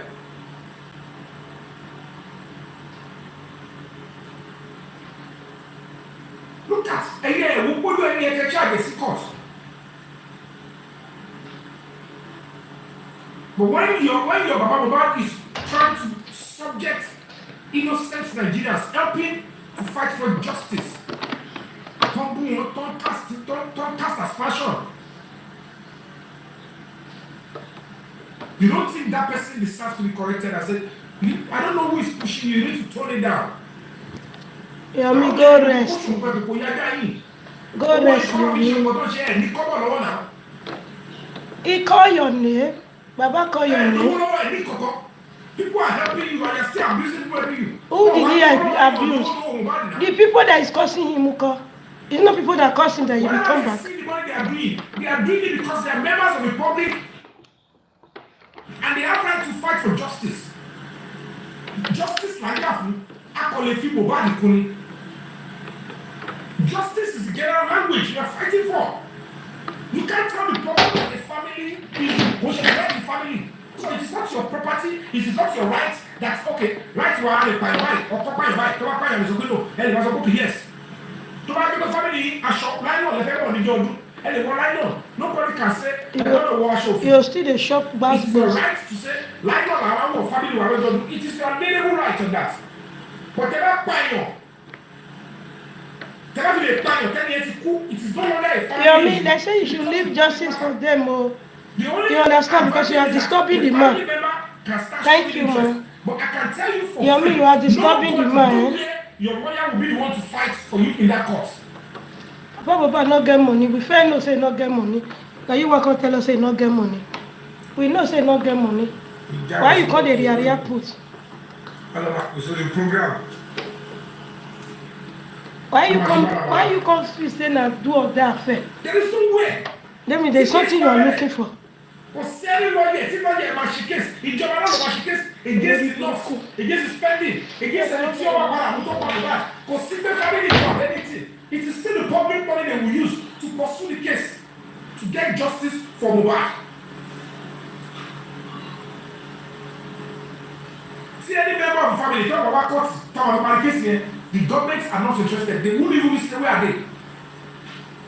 They will still, because evidence you are talking about the case, they will get justice for the young man.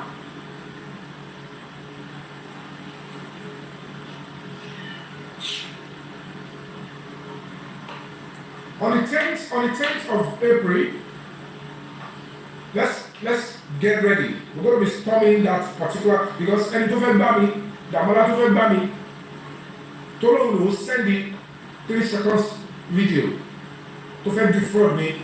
He has confessed and has written a confessional statement that yes, he deleted that particular video. And that is a very good grounds for us to come out and do sensitization protest. Nobody will attend, let's go ahead. Don't listen to all this division or confusion you want to bring in. I'll call them, there's unnecessary distraction. I don't have time for them. I just keep them where they belong and need to offer. So they want to use, let's go for Yomi to gain some relevance. I keep them where they belong. Because the moment I put them in their place, and that's it. So we need to focus and forge ahead. Because if we don't get justice, it's gonna be horrible. Yes, it was under 2,000. So keep them where they belong. You can send your request to Pastor Ishiri into my law. You're not problematic. Oh, but you're going to get justice because we are doing the right thing. Yeah, for you to get justice. All the name is Paris. Yeah, I'm okay. Mobile sorry give just a little summation. Right. Yeah, lawyer tí bàbá gba àwọn gba lawyer fún àwọn kì í ṣe pé wọ́n gba lawyer fún kéèsì Mohbad. Rí pé bàbá nìkan ló ń defend everything concerning Mohbad. So the veteran has suffered. He just collect lawyer for himself and publicly they fund the lawyer lórí pé kò ṣe kankan. So you have to attend them. Yeah. No. Báwo rẹ̀ ṣáà ó láwọn kankan tó jẹ́ pé tí irú wa báyìí bá sọ ní láti fèsì sí ṣáà wá fi wádìí pẹ̀lú. Kò sí ìgbélé lè fèsì alákàn tíjú àtijọ́ ara ìdílé gẹ́gẹ́ ẹwọ yẹ̀ tí ẹ̀ tí mo bó ṣe lọ. Ṣé mi tí mo ẹwọ nǹkan pé yẹ̀rọ bó yí sí ni pé kí akọ máa darí kó máa parí mi tí mi ò dẹ̀ dáná òtún pọ̀ fún. Oyè yìí mi ṣe tèmi lọ́rùn gbogbo ìdáhùn ṣe yẹn kọ́ ni wọ́n pè ní activism wọ́n kọ́ wà tó kò sọ wọn fi dé wọn máa hàn dí lórí ṣíà wọn náà ń dárúkọ mi ṣé ẹni wọn náà wà kárí justice. ilé ẹ̀rọ yẹn nítorí pé nígbà tó bá ń dárúkọ rẹ̀ tó ń tó píṣọ rẹ̀ ṣé ẹ̀rọ wọn kárí justice. ẹgbẹ́ àpòlísì tó bá ó fẹ́ ní ìjọba ìjọba justice ẹ̀ máa yá.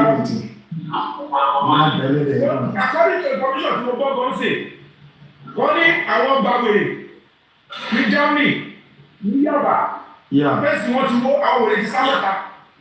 so nígbà tí wọ́n ní kí wọ́n sáwọ́ta tọ́wọ́n tí wọ́n ti ta fóònù tọ́wọ́ kó fóònù kan ní wà lórí TikTok ṣé kí ẹ̀rọ máa dé pàbọ́ dàgbà nílẹ̀ ilé ìjọba tó wà kó wèrè kiri.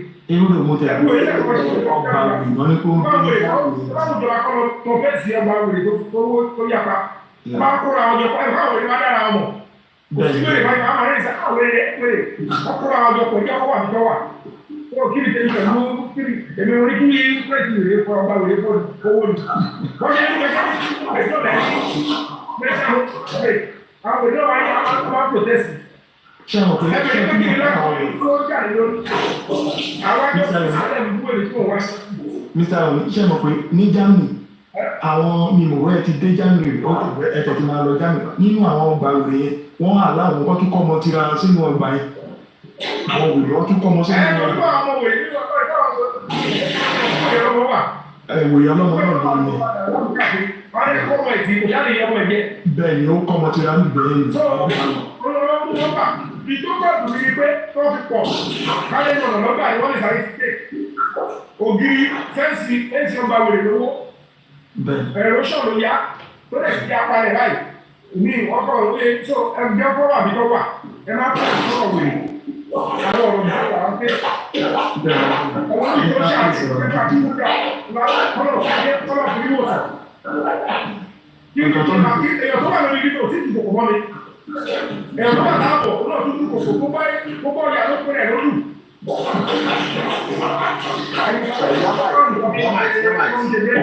Yí ẹni mute náà tí ó bá mute wọ́n drop ẹ̀. Ọlọ́run ìbò sí mute wọn, ọ̀rọ̀ tí mo sọ̀rọ̀ jẹ́ ọ̀bẹ̀. So ọmọ ilẹ̀ kọ̀ọ̀kan ń gbẹ̀lẹ̀ ilẹ̀ kọ̀ọ̀kan. So nǹkan tí mo fẹ́ sọ ẹ jẹ́ kí n round up ẹ má jẹ́ ká dá àwọn ẹlòmù ibùdó àwọn tó fi owó public tó fi rẹ yín tó ti wà lórí social media more than 10 years tó rẹ yín tó fowó wa tó fi rẹ yín a máa gbé yín yẹn padà lọ́wọ́ àwọn òrì kan náà wọ́n ti fowó public wọ́n fi gbọ́ mọ́ Ẹ̀yin tó bá ta wọ́n ti dá padà wọlé. ní oṣù ẹ̀yìn ẹ̀ṣù wà bẹ́ẹ̀ a máa gbé yín. Ní ìyẹn ẹ̀ṣù wà bẹ́ẹ̀ pa wọ́lọ́ ọlọ́run bá kú iṣẹ́ o. Máa gbé yín yẹn padà. Ibùdó nínú wọn náà owó public náà lọ́tún fi gbọ́mọ wọlé sí ọgbà wèrè tí ó kó àwọn tọkọ wọn tira nínú Germany owó public náà ni bọ̀ ẹ má wọlé ṣe àmàyànjú yẹn after this one. Ìjọba ń tọ́ yìí o akọ ọmọ abújọba náà ni o ìjọba tó lè máa tọ́jú wèrè. Sorry. Good evening once again, your might. And èmi ò ní much láti sọ èmi mọ̀ pé wọ́n ń ṣe exercise ni.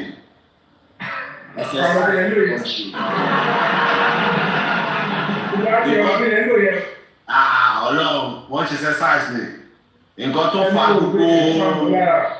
tó fa gbogbo pìtìpìtì àwọn àmọ́ bó ṣe ń lọ ìyẹn ní sáàdì bẹ́ẹ̀. When you start your program this night, you made mention of Lagata, isn't it? Yeah, let me clear that area for you. Let me ask you a question before I clear that area. Check the white Lagata ready? One-on-one. Okay, good. Now, let me clear that area. In Goti Lagata son here, Lagata never deny you. Lórí QH radio. And the color was Latin New Jersey. And that person now said, what Lagata and lọ sí Manchester. Wọ́n máa mú nǹkan lé àṣírí wà. Lagata wá pè wọlé sórí QH radio. Lagata wá sọ pé òun ò tí ì rí Yomi rí one-on-one. Àwọn máa ń sọ̀rọ̀ lórí fóònù nǹkan tí Lagata sọ. Mo gbọ́ lórí mi ò mọ Yomi rí o. No. Nǹkan tó sọ ni pé àwọn òun ò rí Yomi rí. Òun ò rí Yomi rí. Nǹkan tó ń tọ́ láti sọ ni pé ẹ tí ì fojú kanra rí. But ẹ máa ń sọ̀rọ̀ audience wà lórí justice for Mohbad for a long time but òun lòun pè ẹ wá sórí TikTok pé orí TikTok gangan náà ti ń sọ̀rọ̀ Mohbad. Okay, sure. A lot of people called me to come on TikTok. He's just the only one that I responded to eventually. Good. And Yes. I sent some evidence out. A lot of people were messaging me on Instagram. Now, please, okay. come and help us. Now, But everybody was sure that's the case. Bíbá yóò yé mi. Bíbá yóò yé mi. Mo fẹ́ bèrè question kan. Ìyá Mohbad ó ní kí wọ́n fi òwúlẹ̀ ó ní kí wọ́n lọ mú Sómò. Kí ni wọ́n fi òwúlẹ̀ fi òwúlẹ̀ àgbàdúrà lẹ̀ ó sọ fọlọ́pàá yẹn. Kí wọ́n lọ mú Sómò. You understand? Ó ní kí wọ́n lọ mú Sómò. Wọ́n sà kí ni reason tí ìyá Mohbad fi sọ pé kí wọ́n lọ mú Sómò? Ibẹ̀ yóò yé mi. Someone claim pé òun ò sí mbẹ̀ but there's a lot of evidence on the ground pé Sómò ó wà around. But kí ni reason tó sọ pé kí wọ́n fi àdúrà àti ìwúlẹ̀ kan lọ mú Sómò? And Baba Mohbad said Sómò sí lágbègbè ọ̀rọ̀ yóò yé mi bóyá lè rẹ́ni tó lè ìyànnà ẹ̀ fún wa. Andy, good evening everyone. Good evening. Let me quickly come in there, Andy. You see, when Mama Mohbad said that, it should ring the bell to you because she has said a lot of things apart from that. If you remember, when she said, and things like that, you see, there is one terrible person behind all these things. Hold on. Sandra, can you unmute your mic, please? No, it's Firefox. We're talking to Firefox. No, Sandra, I saw your comments just now. Okay. Ìyá Mohbad ti ya wèrè. Ìyá Mohbad ti ya wèrè. No, Andy ya wèrè ló kọ. That's I want to write ìyá Mohbad ti ya wèrè. But then kí ni ìyá Mohbad mean by that? So mo fẹ́ sọ pé ti ya wèrè ló ṣe sọ yẹ. Okay, thank you, my sister. That's okay. Because I'm surprised with Sandra 2000. Why? Okay, so right. Correct Arabi after that. Thank you, my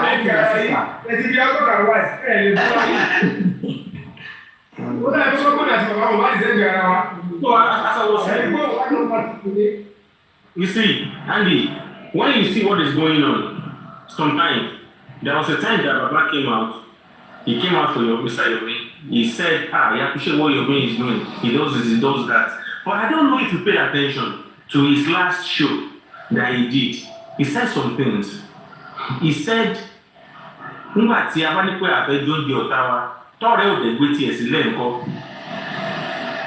see, it's like they are the ones that are not, they make themselves close to him so that they will be able to brainwash him, they will be able to tell him what to do this, do that. And then they compensate him with some amount of money. He sees it as something big. He thinks they like him. That is, I studied the whole situation very well. Then I realized, then I saw what I now digested what he said last time. Then I now reflected on what he said the last time that Watala after John Ottawa then I realized that he knows. You see, sometimes he will come out and say this, he will come back and change it. There are some people that are telling him, do this, do that. But what Baba Mohbad doesn't understand, I will say this and I will stand on it. What he doesn't understand is this.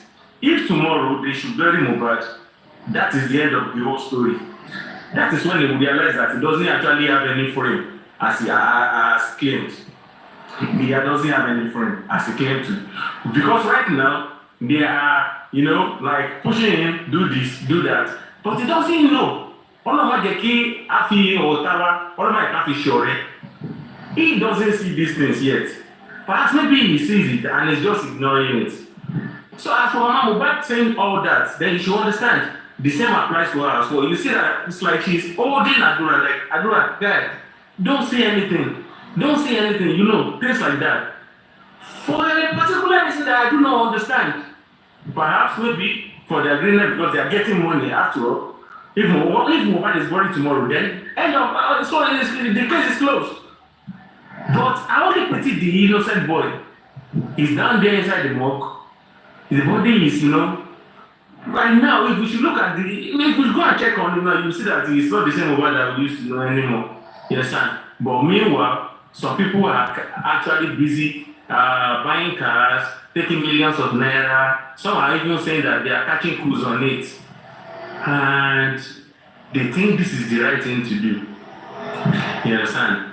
Unfortunately for the Baba to just call a spade, like the case of Olatunji in Ilorin in Kwara State, you see, they compensated the family with a sum of 5 million naira. The family rejected it, that they do not want that money, that they want to know the reason why their son died. You understand? This is not the same case with this family that we are talking about now. This family, they are collecting money. Some will say, I support Mama, they contribute money for them. Some will say, I support Baba, they contribute money for them. And if you equal money, if you share anything. Let me stop there for now. And to buy yellow my year. Thanks. Thank you. Thank you so much. All right, Big Fash, you can meet your mic.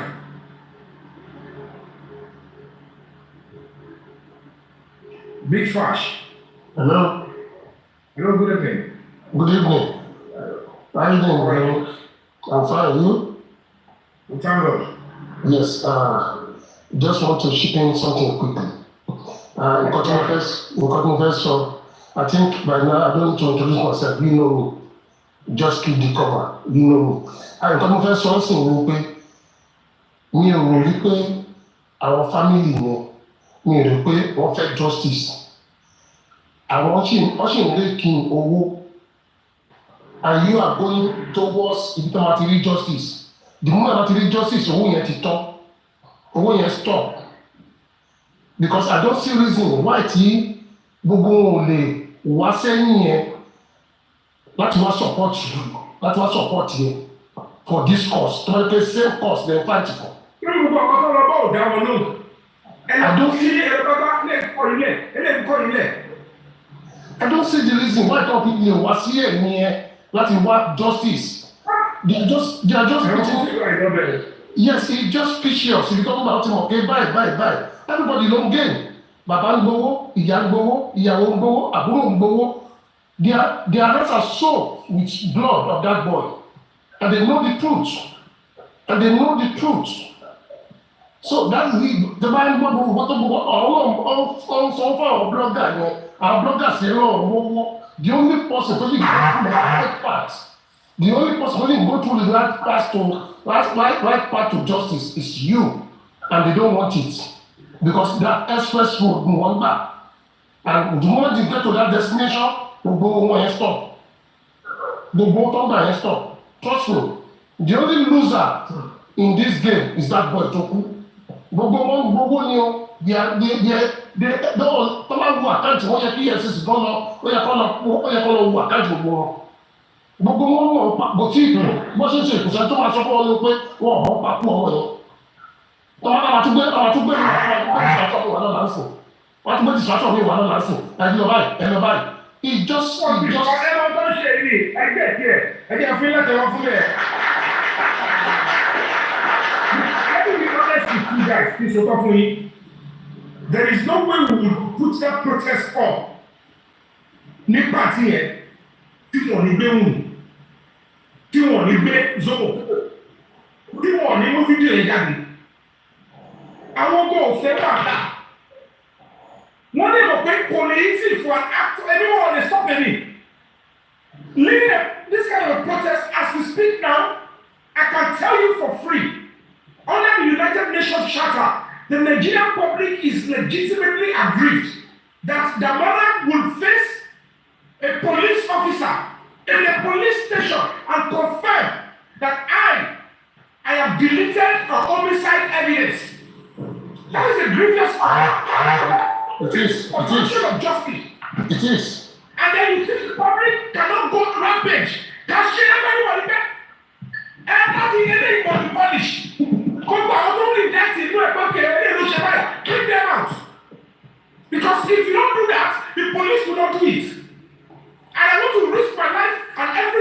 such a cause ẹ̀ bá wà bẹ́ẹ̀ débi kẹ́ máa dáàbì ẹ̀mí lè ń tẹ́sí pẹ̀lú pátákópa pẹ̀lú gbogbo yẹ́pọ̀ yọ́ ni ẹ̀rẹ́ àdúgbò àrẹ́lẹ́dọ́ bẹ́ẹ̀ ni wọ́n á fi change orúkọ kẹ́ni ẹlẹ́bìnrin náà tó ṣe àdúrà fún yín ẹ bá gbọ́dọ̀ nígbà tí ẹ ti ṣí lọ. ẹ̀yin ọjọ́ fún ọmọ ẹ̀kọ́ rẹ̀ láyé púpọ̀ máa di kúrẹ́ ẹ̀ síbẹ̀ dá. illusion ló bá ọjà wọn ti mọ̀ pé nǹkan tó ń pè ní justice yàtọ̀ sí ohun tó ń ṣe wọn ọ̀ bá sanwó fún babaláwo kọ́ sanwó fún anybody kò lè disturb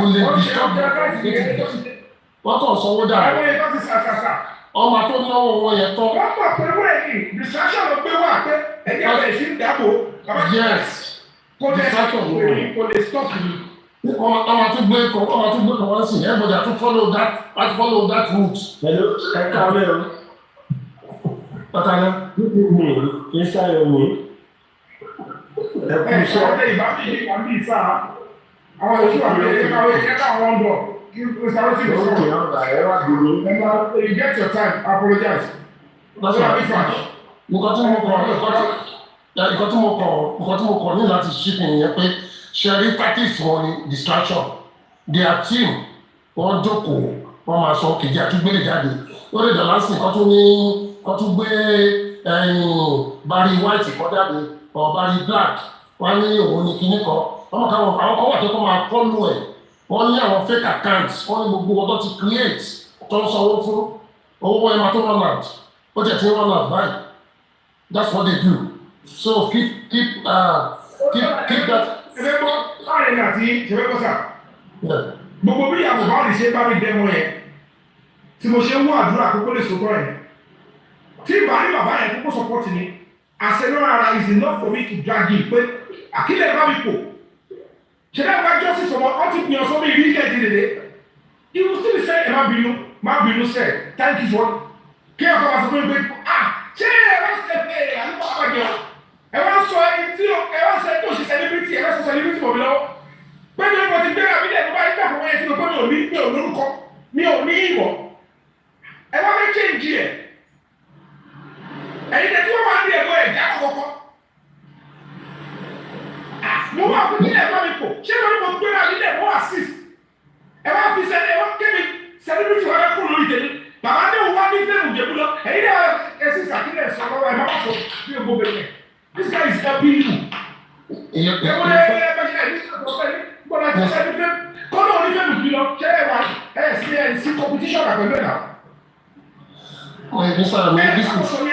This is one of.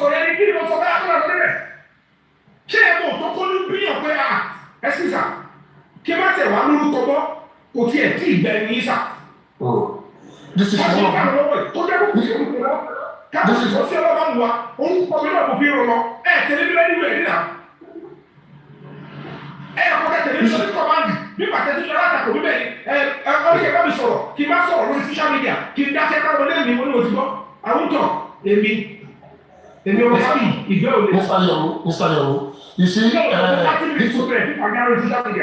this is one of the stains to my bayo tí ẹ bá fight for justice. You have a lot of don't let me use the language idiots. Yes, tọ́ ọmọ ọkọ tí justice entail.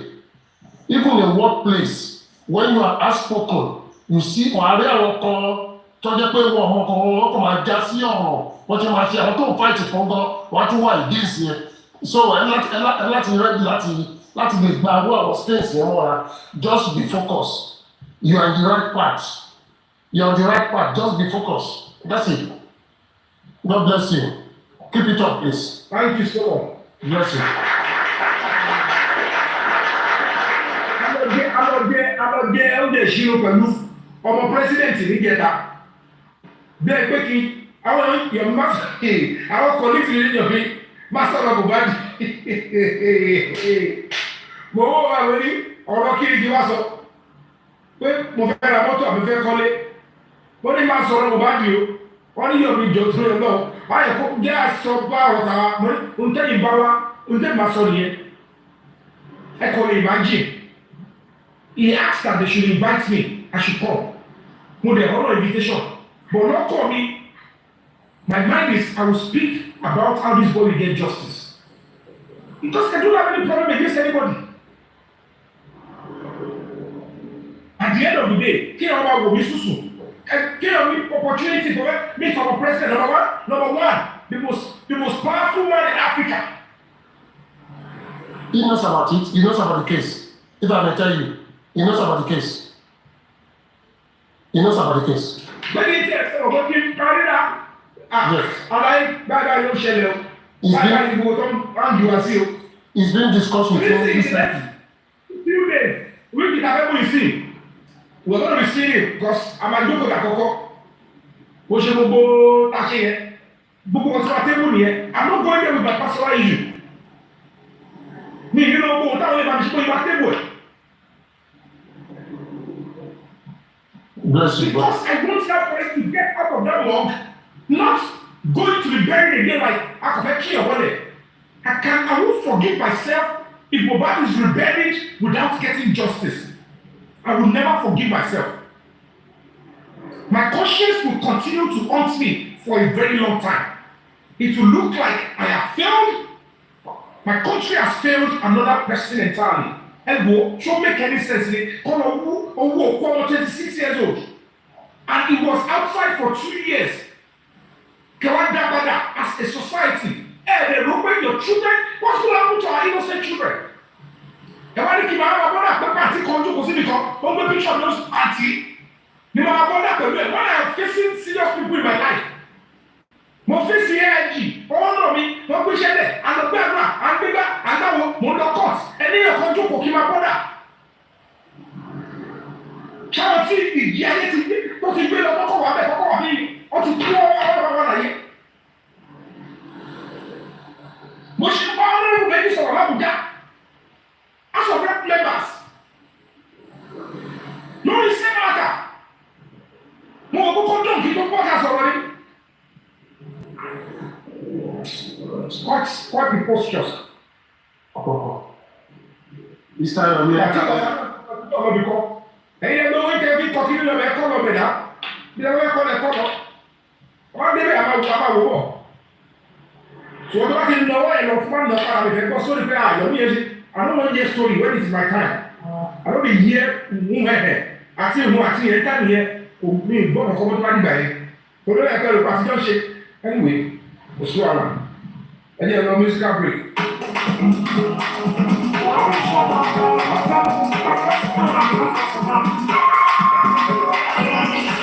What's in me this one like this? Been through many things, many G's. I still find my peace in order. Oh, you like say me I know the see, like say I know the yeah. Which kind of person be this? Oh, what's in me this one like this? Been through many things, and I ain't jealous. I'm doing the family. Survivor, money chaser, faster than the bullet, flying like the rocket, but my will never rest.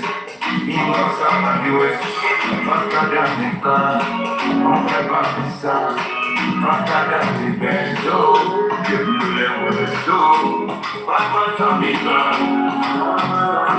Give me my son, I'm so much bigger. I get to look down into the ground. They won't say anything. We don't bribe police, so nobody should ever beat up any. We are a human rights organization. The least we can do is to mobilize police to help us to work speedily so that justice can be served to whoever we are advocating for.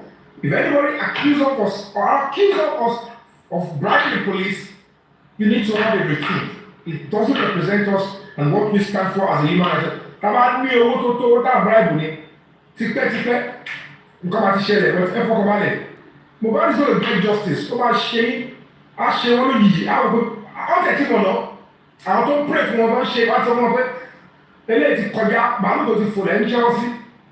Where ẹ máa rí Mohbad is going to get justice. I'm telling you he's going to get it by the special grace of God. Nǹkan ti kọ́ ni.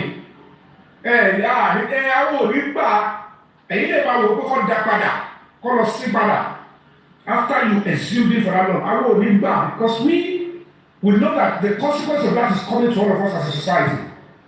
And you never care about Nigeria. Some of you don't love Nigeria. You don't care about Nigeria. I care about Nigeria. I don't know what people say. They want to know your future before you are my oh my God, oh my God. You go kill another girl, oh my God, oh my God. You go kill another girl. Cause my mama be praying for me, say make I get it. Oh my baby, she you go there before my soul lady.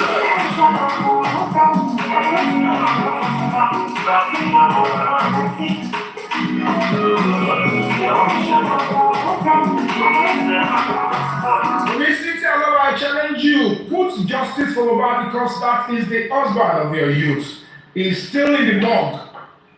He needs justice. Put it on your social media. Talk about justice for Mohbad. Let's say if you are, if I will share Mohbad, I will get away. And you shake, I do not put it on your page. Put it on your page. Put justice for Mohbad because we are still seeking justice for Mohbad. Onwo is looking at you from heaven and saying, if you are not responsible, if you don't have a hand in what's by me, put it on your page and let the world join your voice to seek justice for Mohbad. Yeah, Mohbad. 10 years, 15 years, I don't see Yomi. Let him see you now. He is where he can see you clearly. Put it on your page. Put justice for Mohbad. Join us in this advocacy. We are doing what is right before the Lord, before the Almighty God. Acting in front of the ancestors. You are doing one bar to the you can call us names. You can try to distract us.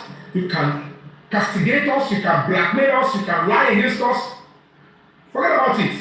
If you are paid that people are supporting us, this kind of a movement, it is the same public that wants justice, that are funding, supporting you. They even donated to you.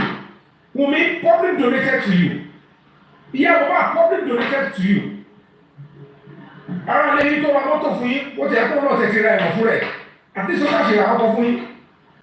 Come out and ensure that by now, because the public and the government, they are looking at you. One way in our school. How can a family neglect? How much more this is a star? What lesson do you want people to take away from your family? Look at it with his name. He loved all of you. He tattooed his name on you. He tattooed all your names on his body. But even that same body lying in the morgue, your names are fading away in his body. The only name on that boy's body is justice and the Nigerian public. It's quite a shame. When you have a limited time to change everything, you have to retrace the steps. If anybody is out there deceiving any part of your family because they have the anonymity of social media, it's quite a shame. They don't know they are reaping a serious cost, a damnation on themselves. They think it is cruise. Wọ́n lè tó lọ sẹ̀gbọ́n ẹ̀ ní òde tó má burú ẹ̀ lọ́wọ́. Wọ́n ṣe máa sí òun ló sọ. You guys need to stand up and do the right thing because we might not be able to do anything now. But posterity will not be able to favor and to judge you all well. You want the public, or is it the same family that will take Mohbad and go and bury him? Echo picture it. Who will go and bury Mohbad if he doesn't get justice? Is it the same family? Will Yomi be there? Will Adura be there to say, I want to now give Eru to Eru, and you are supporting them? Spiritually, this is coming as a serious melee. It's going to come as a consequence from the society. You want Lagos State to have problem. Who will now go and bury Mohbad? Who will bury Mohbad? The father is out of it, he can never bury Mohbad. Ṣé blessing tó tún kọ sínú kòtò ẹ̀ ká àgbúrò lájọ ìlú máa lọ bẹ́rì ẹ̀? Ṣáàdúrà ló máa lọ bẹ́rì ẹ̀? Ṣáwọn ọ̀rẹ́ tẹ fẹ́ẹ́ trust ẹ̀ fún ní tó máa lọ bẹ́rì ẹ̀? Or is it the same public that is now demanding justice? See what about justice? What kind of tears do you want us to shed when we want to bury Mohbad again? I am telling you, not on your life, will get justice for Mohbad. And any police officer that comes in our way, you will never see tomorrow. I am telling you, it is time for God and the ancestors, even the grave, they must stand up and stand with the public. Because we will never bury Mohbad with shame. We will never. I will never join them to bury him with shame. Never see a single one who will fight on. But none of you have the moral obligation again to say you want to bury him with love. It can never be separated. You will return him to that soil with wickedness, scorn, and evil. And if the society allow you to have chance to do that without getting justice, until we know who actually is responsible for breaking Mohbad's neck, for breaking his leg, for covering that truth, for denying him justice, and that person that made us to believe that Mohbad died on the 12th, when actually he died on the 12th, until we are able to separate the wheat from the chaff, we will know which of us in the Nigerian society, in Lagos State, have the moral right to say, but until then, I will never join any of you to give to that young boy that pure evil and wickedness that will come back and trace all of us back like kinetic energy. I know what I'm fighting for. I know what I'm putting my everything for. I am not fighting for prominence, for fame, for anything. I am doing this because it is my responsibility for my country. This country can only get better if I play my part, if you play your part. If you hate Nigeria so much, you can abandon it and allow things like this. But I love my country so much, I know things like this will come as a serious consequence. I am willing and ready to risk my everything to ensure that the right thing is done and this boy, his story, becomes a serious matter of serious, urgent attention. I'm calling on the governor of Lagos State, Governor Fabayi. I have so much respect for you. I have never hidden the fact that I appreciate and value you, and I voted for you the first and the second time. You have not done enough for us in this case. Your Excellency Asiwaju Bola Ahmed Tinubu, I know back and forth, you know I have serious admiration for you. There is nothing like the presidency is too busy for cases like this.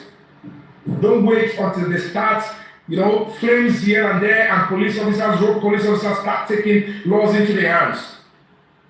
Mohbad's case needs your urgent attention. Why was the case taken back from Zone 2? You need to summon the AIG. Why was the case returned back? What did he see? Was he threatened? What happened? We want to know. We're going to be speaking from the tent. We're going to be coming out. I respect and value this government of Fabayi. I want Lagos State to be healthy, but of course, it's not going to stop us from fighting and demanding for our rights. If they think we are irrelevant in our society, nobody's going to live here forever. But there are some choices and decisions we're going to be making. We're going to be saving our own lives, because no amount of things we do will bring Mohbad back. But it can as well save the life of the next daughter or the next son. It's going to save the life of the next visitor to Nigeria. It's going to save the life of the next brilliant boy from that poor family. It's going to save the life of a very beautiful daughter in whose family are hoping and praying that she'll become somebody in life, and she becomes a beacon of hope for that family. It is time for you to stand up and let justice be served. Worst case scenario, I'm only giving court. If there is any powerful person that sanctioned that they should not apply over, the people that perpetrated it, they need to speak up and they need to pay for the crimes they committed. Commissioner for Justice and Attorney General, you are doing well, but it's not enough. It's not enough. You and I know it's not enough. We don't want to start putting your names in our mouth. We don't want to start doing things that will have to threaten your position and threaten your structure and base as a custodian of justice in Lagos State. But of course, you have not done enough. The Attorney General of Lagos State, I can tell you for free, you have not done enough. We need more from you. The Commissioner of Police in Lagos State, you spoke to me like a father. You compelled me. You said, please. I honored you. I came in the afternoon. I left. You asked I should return back in the middle of the night. Very late in the night, I entered into the command because I have absolute trust. I never knew what was going to happen, but what I was coming to do is, sir, you called me because of want to do a protest on Mohbad. I came into the command without fear. Because I came to do a protest on Mohbad, I came into the command without. And you said to me, you will listen to us. You promised me that no stone will be left unturned. Search your conscience out. That position you have, somebody was there before. People don't even talk about them again. Somebody has been in that position. The right is on the daily newspaper at least once a week. Somebody has been in that position for the past 6 months. They never wrote about it, even on any blog. That means that position is transient. This is not a matter of if Mohbad is your son. Mohbad is my friend, is my brother, is a Nigerian. If Mohbad was a Nigerian army, he will be fighting for me without knowing me. I am suing, I'm challenging, I'm asking, I'm bringing you down to the court of conscience. Do you want the Nigerian youth to bury Mohbad without the truth and justice? The nurse treated Mohbad, and the treatment is secondary to something. What is the original cause of the treatment? If you put the nurse, if you put spending before us, it's not going to be the truth. It's half-truth, and it is worse than a lie. Half-truth is worse than a lie. Putting the nurse, putting spending before us only is half-truth, and it's worse than a lie. We are not going to be satisfied, and that is not justice in its entirety. I'm asking that you do the right thing. This case carried so long that so many irrelevancies, so many terrible human beings are beginning to gather some flesh, perverting the way of justice and acting like they are omnipresent, they are too powerful, that they have the freedom to take people's life. They threaten on social media, they threaten brimstone.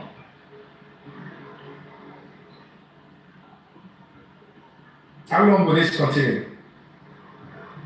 But I'm saying this clearly and direct. On the 10th of April, if it takes only me to walk, I'll walk down straight. You know me, I don't talk. Whenever I say I'm going to do something, except a very, very terrible thing that will make me to change my course of journey. But bearing any unforeseen circumstances, I'll be marching with my blood, with my honor, and I'll be raising my head up and fighting genuinely, demanding that justice be served. The real perpetrators. We're going to be demanding arrest of some certain people because that is the right thing to do. If Damola, Abib, and they choose to take the fall for whoever took Mohbad's life, so be it. You know, certainly with his confession, he deserves to be charged with murder. He deserves to be charged with conspiracy to commit murder. He deserves to be charged with destroying of homicide evidence. He deserves to be charged with obstruction of justice. He deserves to be charged with conspiracy. He deserves to be charged with tampering with dead body. We're not asking for too much. This is what he said he did. He confessed, I did it. He is not willing to speak the truth.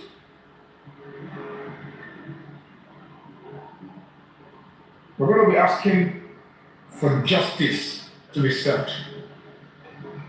All right, let's have Abayo. Abayo, come on, can I meet your mic? Abayo, come on, are you there? I think Mr. Rotimi is next. Oh, okay. Well, boss, okay. Rotary, my party. Mr. Abia Kaleo, I greet everyone. Yeah, I've been busy. I will have reached you. Good evening, everyone. Let me ask just few things, then I'll give my submission. Please go ahead. I don't know if in any way you have joined Damola in your petition to the police. Why? I'm aware you petition Adura. Yeah. Okay, if you have joined Damola, that is a good one. Having said that, at this moment. Please, let me explain to you because Thomas Lord quote me out of context.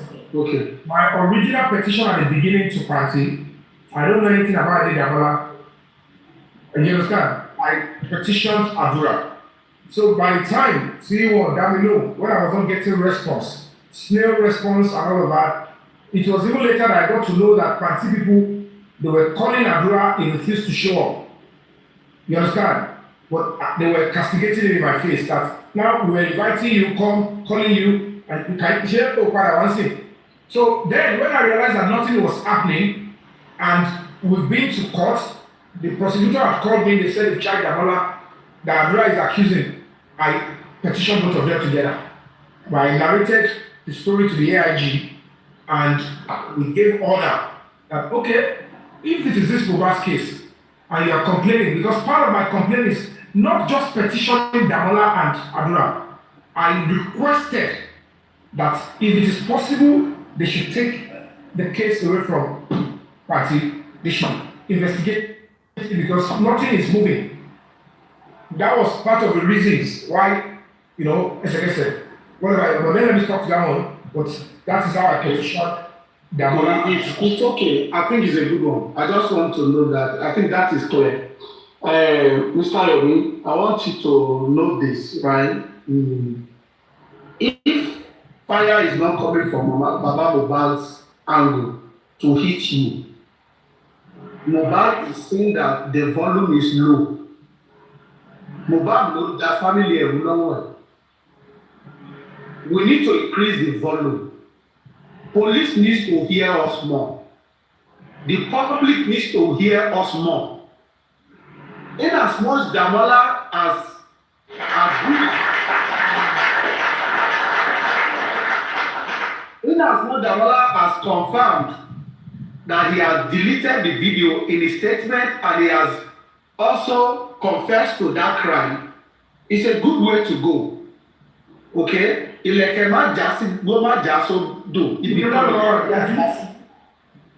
Whatsoever that is going on, if Baba Mohbad did not drag you, Mr. Yomi, you will not be hype to do what is right for Mohbad. With where the justice is going, at him up with family, they are not, I'm not maligning them, allegedly, they are not to be reckoned with the society. They are not fighting for their own child the way someone will fight for his child.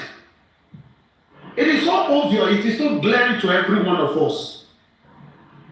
Look at the KS radio you played. This woman is it Mommy Ekiti or what do they call it? Ya Ekiti. They called her. Baba was there on that KS before you went there, right? They listened to him, they also listened to you. And thereafter, they see the coldness coming from Baba towards the justice you are seeking. It is so sad and so discouraging that the father had a opportunity to meet the commissioner of police but decided not to go to join you in this trouble. I mean, I don't know what else the true justice can want with what you are doing, that many are still castigating your move, or that is not even my focus, Mr. Yomi. I just want us to still go back to the media stream Madam Aries Grace the other time. I want you to visit more media houses. The protest also. One thing, if I cannot go, my money will go. Me, I want to support financially, whatsoever it means. No matter how little it is. For the cause of the protest, for the cause of the media, they need to hear our voice more. Inasmuch Damola has openly confessed to this crime, we are heading in a good direction. And we have to make it loud. The whole nation must know that one Damola confessed to sending me that chat, confessed to sending me a part of a video, and that he deleted the video. After Adura has confirmed that that video was on that phone. So if the Nigerian public gets to know, and the only way they will know in large sum is by way of peaceful protest. That means there is relevance to that video to what happened to Mohbad. Why was it deleted? For the past few months or this year, you never deleted it until it came out from you. You rushed down and deleted the video. The video can be retrieved. No matter how delete it. I'm only following the trend to be under before the police. So the anything to one time or tell me Bandaro, it's not tenable. And it's still part of the pressure. It's Adura to Jokobai, Damola Jokobai. And that is what I've been clamoring for. And that is what I spent time, energy, everything that every Olimba, energy, sir. Everybody shading me that Adura had blown by. Damola had blown by. But what is it? That is the only way I can get closure. But this is the next step. That is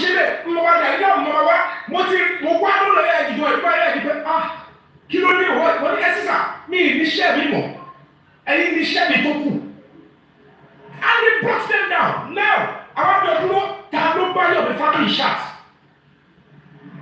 Only, you did, okay? But we don't any access. But access is not tenable. But I said I want to accept it. I don't have any problem. Whatever three women saw, or should do Adura. And the beautiful thing is that the content of that phone to send the 3 seconds a series starts with Adura for a year and a half. That means Adura is accessory after the fact. You cannot keep check out my video here. Keep all of our video and come out and get over the dasso. Go get Mr. Shuku because you want our video and come to talk. Shall I take action? Shall I okay? If they take action, don't realize that I want to share what you try. Okay, no problem. They must look for those committing the crime in that video. Now, you're now pushing it to me that it is 3 years video. No problem. As we speak, but with any video you asked me to go there and wait there. Why are police shielding it? And I said, the moment you were able to petition Damola and you took it from Ogogo to the commissioner of police, when I had initially written my own petition to party, money, how will a police officer, if someone says, sir, my name is Adura Aloba, this young man here, I saw the phone to him and I have a video in the phone, and he used part of the video. He sent it to somebody who wants to sell it for 3 million naira. I asked, what would be the first thing the police officer would want to see? That video.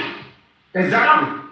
The police officer in command, Mompano, commissioner of police, Titi, Tombe Lawyer, he was still in commissioner of police, Lagos State. Don't you think that is a big risk? But báwo ni wọ́n ṣe máa gbé kéèsì wá sọ́dọ̀ yìí kẹ́ máa prove it? The officer yìí sọ pé he is not interested in that video. The commissioner of police asked them to only look at this. And I stood my ground. Wọ́n ní pé mo fa wàhálà bẹ̀. Mo sọ ní sẹ́. Wọ́n ní wàhálà ti dé o. You chose to do this, charging to court. Carry the phone. I keep it as exhibit. Mo ní mi ò tún gbà. I went ahead and went upper. And then the AIG wrote to the commissioner of police. The first time, one gbé lọ, mo mobilize lọ. Bọ́mọ̀ kan, 2 days after, I traveled from Abeokuta again. Kí ló ṣẹlẹ̀? Wọ́n ní wọn tí mu wá, mo tún lọ bá AIG. Kí ló was going on? I went to the AIG, Yomi, okay, you know what? Tell the OC to send me the letter. I will send it via WhatsApp to the commissioner of police. He did. Sir, they sent it to you, sir. Yomi, I have sent to the commissioner. I've been expecting it. Mo retí títí mo lọ sí Abẹ́òkúta mo tún pa. Sir, ó yẹ kẹ́ ti pè mí pé fóònù ti dé. Ẹ ti rí ojú wa bẹ́ẹ̀. Yeah, Jesus. Okay, you know what? Write another memo. Take it, do 3. Give one to the commissioner, give to the OC, and give to the IPO, chief phone one away. And I mobilize the police officer. Mo fún ní owó, mo dẹ̀ tún gbé sí mọ́tò, èmi mo lọ sí command. We got there, submitted, yes, good. I was expecting. 3 days after I didn't see, I came back to the AIG. AIG said, oh, he picked up the phone right before my eyes. Called the commissioner of police. Hello, how are you? Also, now this one, that phone that I requested for in this mobile matter, what is happening? I want you to send the phone. Please, we need the content of that phone. We have a petition here, and please send it. No problem, sir. They will send. I will work on it. They will send it, sir. Please, tomorrow. I thought that. Oh, something is coming. The next thing. How you go? Okay, go back there and go see what. I said, let's protest. Why were we keep the day for the protest? They changed the commissioner of police, and the new one came in. He saw my letter. When I didn't hear anything, I went to the commissioner of police. What's going on? When I saw the commissioner for environment, they said no problem. Lagos State is supporting you. Commissioner of police, I wrote approval. I said she protest Ojota, Maryland to Ojota. Commissioner Fabayi, nobody letter, nobody come put me. Mr. Yomi, people, don't worry, wait for me. And then the assistant commissioner of police took me to his office, explained to me. I said, we are going to do it. I said, we are going to do it. And then the next thing, what they know, and we are going to do it, and I left. The commissioner of police just rang me direct. Hello, this is commissioner of police. Hello, sir. Sir, I asked you to wait, my brother. Don't be angry. I said, sir, I have waited. I thought you don't want to see again. And I've come for that. So I said, no, please come. Come. I said, it's late, sir. I said, I will wait for you. And I took cab immediately. I rushed down to go back to Dulu. I only told Supreme, you can get me witness that night. Supreme said, Yomi, don't go. Money any. I will go. Because it's not my one day I didn't go to anytime there. Me, go official, commissioner of police official, and then I went into the commissioner of police office. I met the guys there. The man spoke to me fine. He said I should explain to him what is happening. They put my letter down, and I explained. And the man said, hey, boy, look at. And he spoke to me genuinely. He doesn't know the full background of the basket. He said everything will be sorted. And he picked the phone call and called the deputy commissioner of police in party that bring your boys that investigated Mohbad's case. Just ask your family here is here. And he gave the phone to me. I spoke to the deputy commissioner of police. Said, my brother, okay, no problem. We are already on the matter. I said, no, please bring yourself here. I said, but sir, we are still going to continue. He said, please, don't go to Maryland or Georgia. They might hijack it. I said, they keep hijacking Mohbad's case, sir, in police custody. We are talking about our own protest. He said, don't worry, please, bring the protest. Okay, don't worry, bring the protest to the command. Please, just the concert. We will do that one later. We will find a way to do it. We will give approval. We will get big organization to package it so that they won't hijack it and then you have it. He said, no problem, that's okay, sir. Okay, we should just do the rally alone. And we packaged the rally. I wrote my petition, my speech. That was what you all witnessed that day. And it is not hidden. People from different platforms were selected. We went inside. And that was it. Now, up until then, the commissioner has just spoken to me. Mbaba was on WhatsApp, on my car. And I want to pay me. Commissioner of police. I went to the commissioner of police, assistant commissioner of police, the Anabadu Ambe, King White Ambe, what is in pressure on me, not so rishi, Kiro Tiari, Ishibako, only I don't understand. The Yabadi, okay, I don't understand the Kiro. Kiro Tiari. Because I want the truth. I am from Mohbad. Organ, wow, I call it. What have I done that you are? What is all this? And after commission said, we should go. Money, are you kidding me? You wrote a petition against me. Hey, what do you about you? But I have followed the invitation. I went there. And I continued with my road. And you think facing all that one is child's play? If you demand an activist to come and advocate for you, or you human rights organization, there are some cases that are so intertwined, so complicated, that it takes a whole lot of risk and dedication to unravel it. Because if we continue like this, we will get the results. But they know that if the more they use you to distract us, they will be using small, they are donating for a and they will use it to divert. Look at everything I've just said. Party calling more concern here. Me think so. Other issues. Me think so. That I want petition to Alabo. I want to face that one. All of that, I keep facing them one by one. I wrote a petition. He refused to honor it. But she sent a video. Don't send a video to one girl with fake syringe that is in the hospital for over 30 days. He has refused to honor that police. But he wrote after me. I honored. Because I have nothing to hide. Just because of this mobile matter. You are meant to be treating your greed. You are treating malaria. You are meant to be treating your envy and your delusion. You are treating tuberculosis is not anymore. Or we are saying we are especially Yomi don't do you. But they want to Yomi don't do you. But you have for robot tendi, but pure water. I will so move to my one zero little. Okay?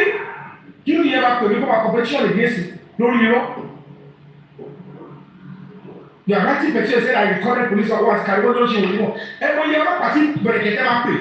No, the life told you some more perfect with and recorded. You don't even know the right. If you are a public officer, the public have got rights to record you, provided they don't obstruct what you are doing. Because at the end of the day, the public have right to document the activities of every public servant so that they will know what they are using their funds for. So if as police officer, soldier or whoever, if what you are doing is according to the law, you are not bothered if anybody is recording you. Come on, but anyway, yeah, the officer is doing the right thing. Thank you for recording. That's it. We love that. We love to see what our officers are doing so that we can get feedback. No, that's just it, my brother, Mr. Otimi. But the only person I'm helping is Mobile, and he has never said, Mr. Yomi, don't fight for me again. Don't exercise it. I will finish justice from back to the end.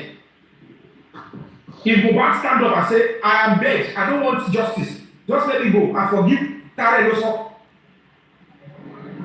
So no member of the family should think they are so important that they can stop me.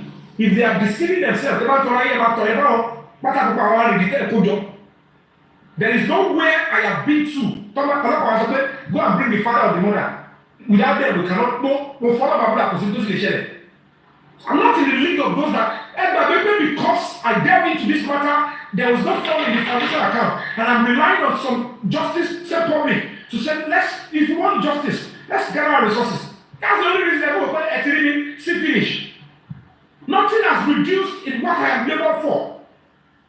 So and if you hear go doctor here, about power then talk.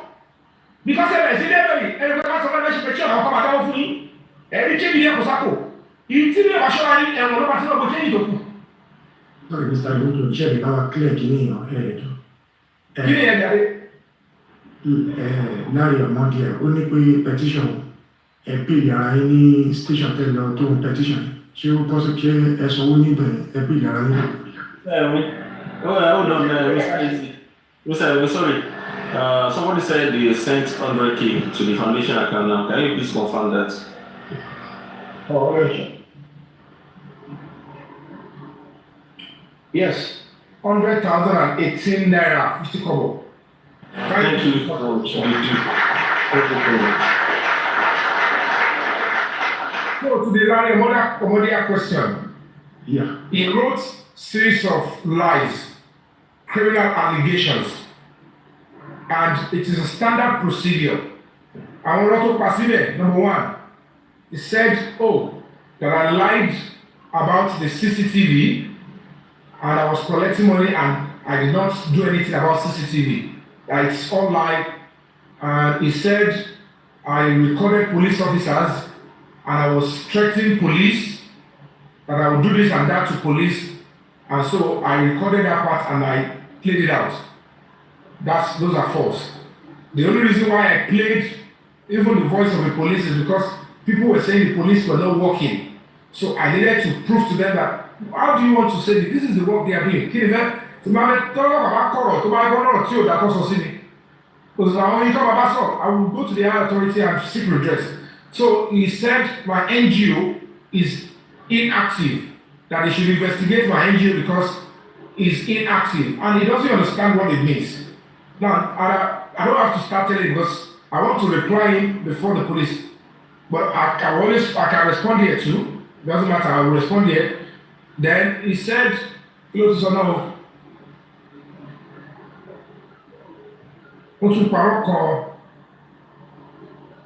some lies there. So, and the fact that he wasn't there, can't no one there join Timothy Bereko approve it. Because I want him to be there. I said I'm not going to be accepting this. He needs to come and prove this before me so that I will take him to the cleaners. And the moment I take him to the cleaners, and I will tell them what is the next step. So they need to prove that to me. So by the time they said it's not coming, I said, it's a criminal investigation. They said they will be giving me bail on personal recognition. And that was what happened. I was given bail on personal recognition. Even though I was there with my lawyer. My lawyer didn't do anything. And I was playing with them. I left. Kito para, when they said, "Go para, go see zone 2, Kito debe." Want to transfer case here. Because if I was in zone 2 that day, go to the transfer case here, maybe I would have given a serious protest and the AIG will hear my own side. Because the police, they said they were calling me to tell me that they've asked that they should transfer the case. If I was in zone 2, I would naturally stand my ground. And the AIG would know because gbogbo àwọn òfin tọ́fẹ́ fi lè tọ́fẹ́ fi gbé kúrò yẹn ní onígbà. Ewé ńlá lọ́wọ́ ní òní kẹ́bá kíkà tí bá ṣe ẹ̀yẹ parí ìtẹ́ ìbá mi ṣe kẹ́ parí result kẹ́gbẹ́ lọ fún pàtì kò ṣe fẹ́ máa gbé àbọ̀. They ambushed me. I went to face that one. By the time I came back, they've taken the case away. Wọ́n gbé àwọn àdúrà ní pàtí báyìí kí n tó gbọ́ pé wọ́n ti gbé wọlé pàtì wọ́n ti ṣe wẹ̀ wọ́n ti fún wọn níbẹ̀ kọ́ra lọ kọ́kọ́ra ní ìjọ kejì ni wọ́n ti gbé owó ẹlẹ́ pé wọ́n ti ṣe kéèsì yẹn lọ́gbà. They thought they were going to get free. It's not an easy thing. Ẹ wo gbogbo wàhálà yẹn láti àárọ̀ dalẹ́ ìjọ kejì náà láti àárọ̀ dalẹ́ ní pàtì. You know what we're seeing? Àṣẹ ń wọnú bìkọ́ta lọ́njẹ́ tá a sọ ká ń jọ́bẹ̀rẹ̀ tí àwọn supreme send owó pé ká jẹun àtúpadà sílẹ̀ till the late night. Nobody, I can't pay for this kind of service. So every individual donating to this is because they believe that I am doing what they should be doing. And I will do what they want me to do with the funds. So, even more than what you can imagine. Mr. Yomi, save your energy. Let me tell you, it shows the kind of man that you are. He sent a petition to someone, he lied, pretended that he's sick, only for him to respond with another petition. If he doesn't have anything, if he doesn't have skeleton in his cupboard, why he should have responded to this? But see, let me tell you one thing. The truth is out, everybody can see it. He has for you to respond to that petition, Mr. Yomi, for you to respond to that petition. No, don't worry. Since he has written to a higher place, because Alagbon is the first headquarters. So let's respect that. If they are called the first time, second time, I won't go there again. So at one into Wednesday, they can't come here and I will never attend again. Even in the court of law. If somebody complains, first time, second time, the judge will have to throw it out. Any of you as well. Go and answer his own petition. If he's a man enough, he should go and answer his own petition. Don't worry, he doesn't need to answer my own. I'm answering his own. And that's why I'm bold to say, anybody come out petition.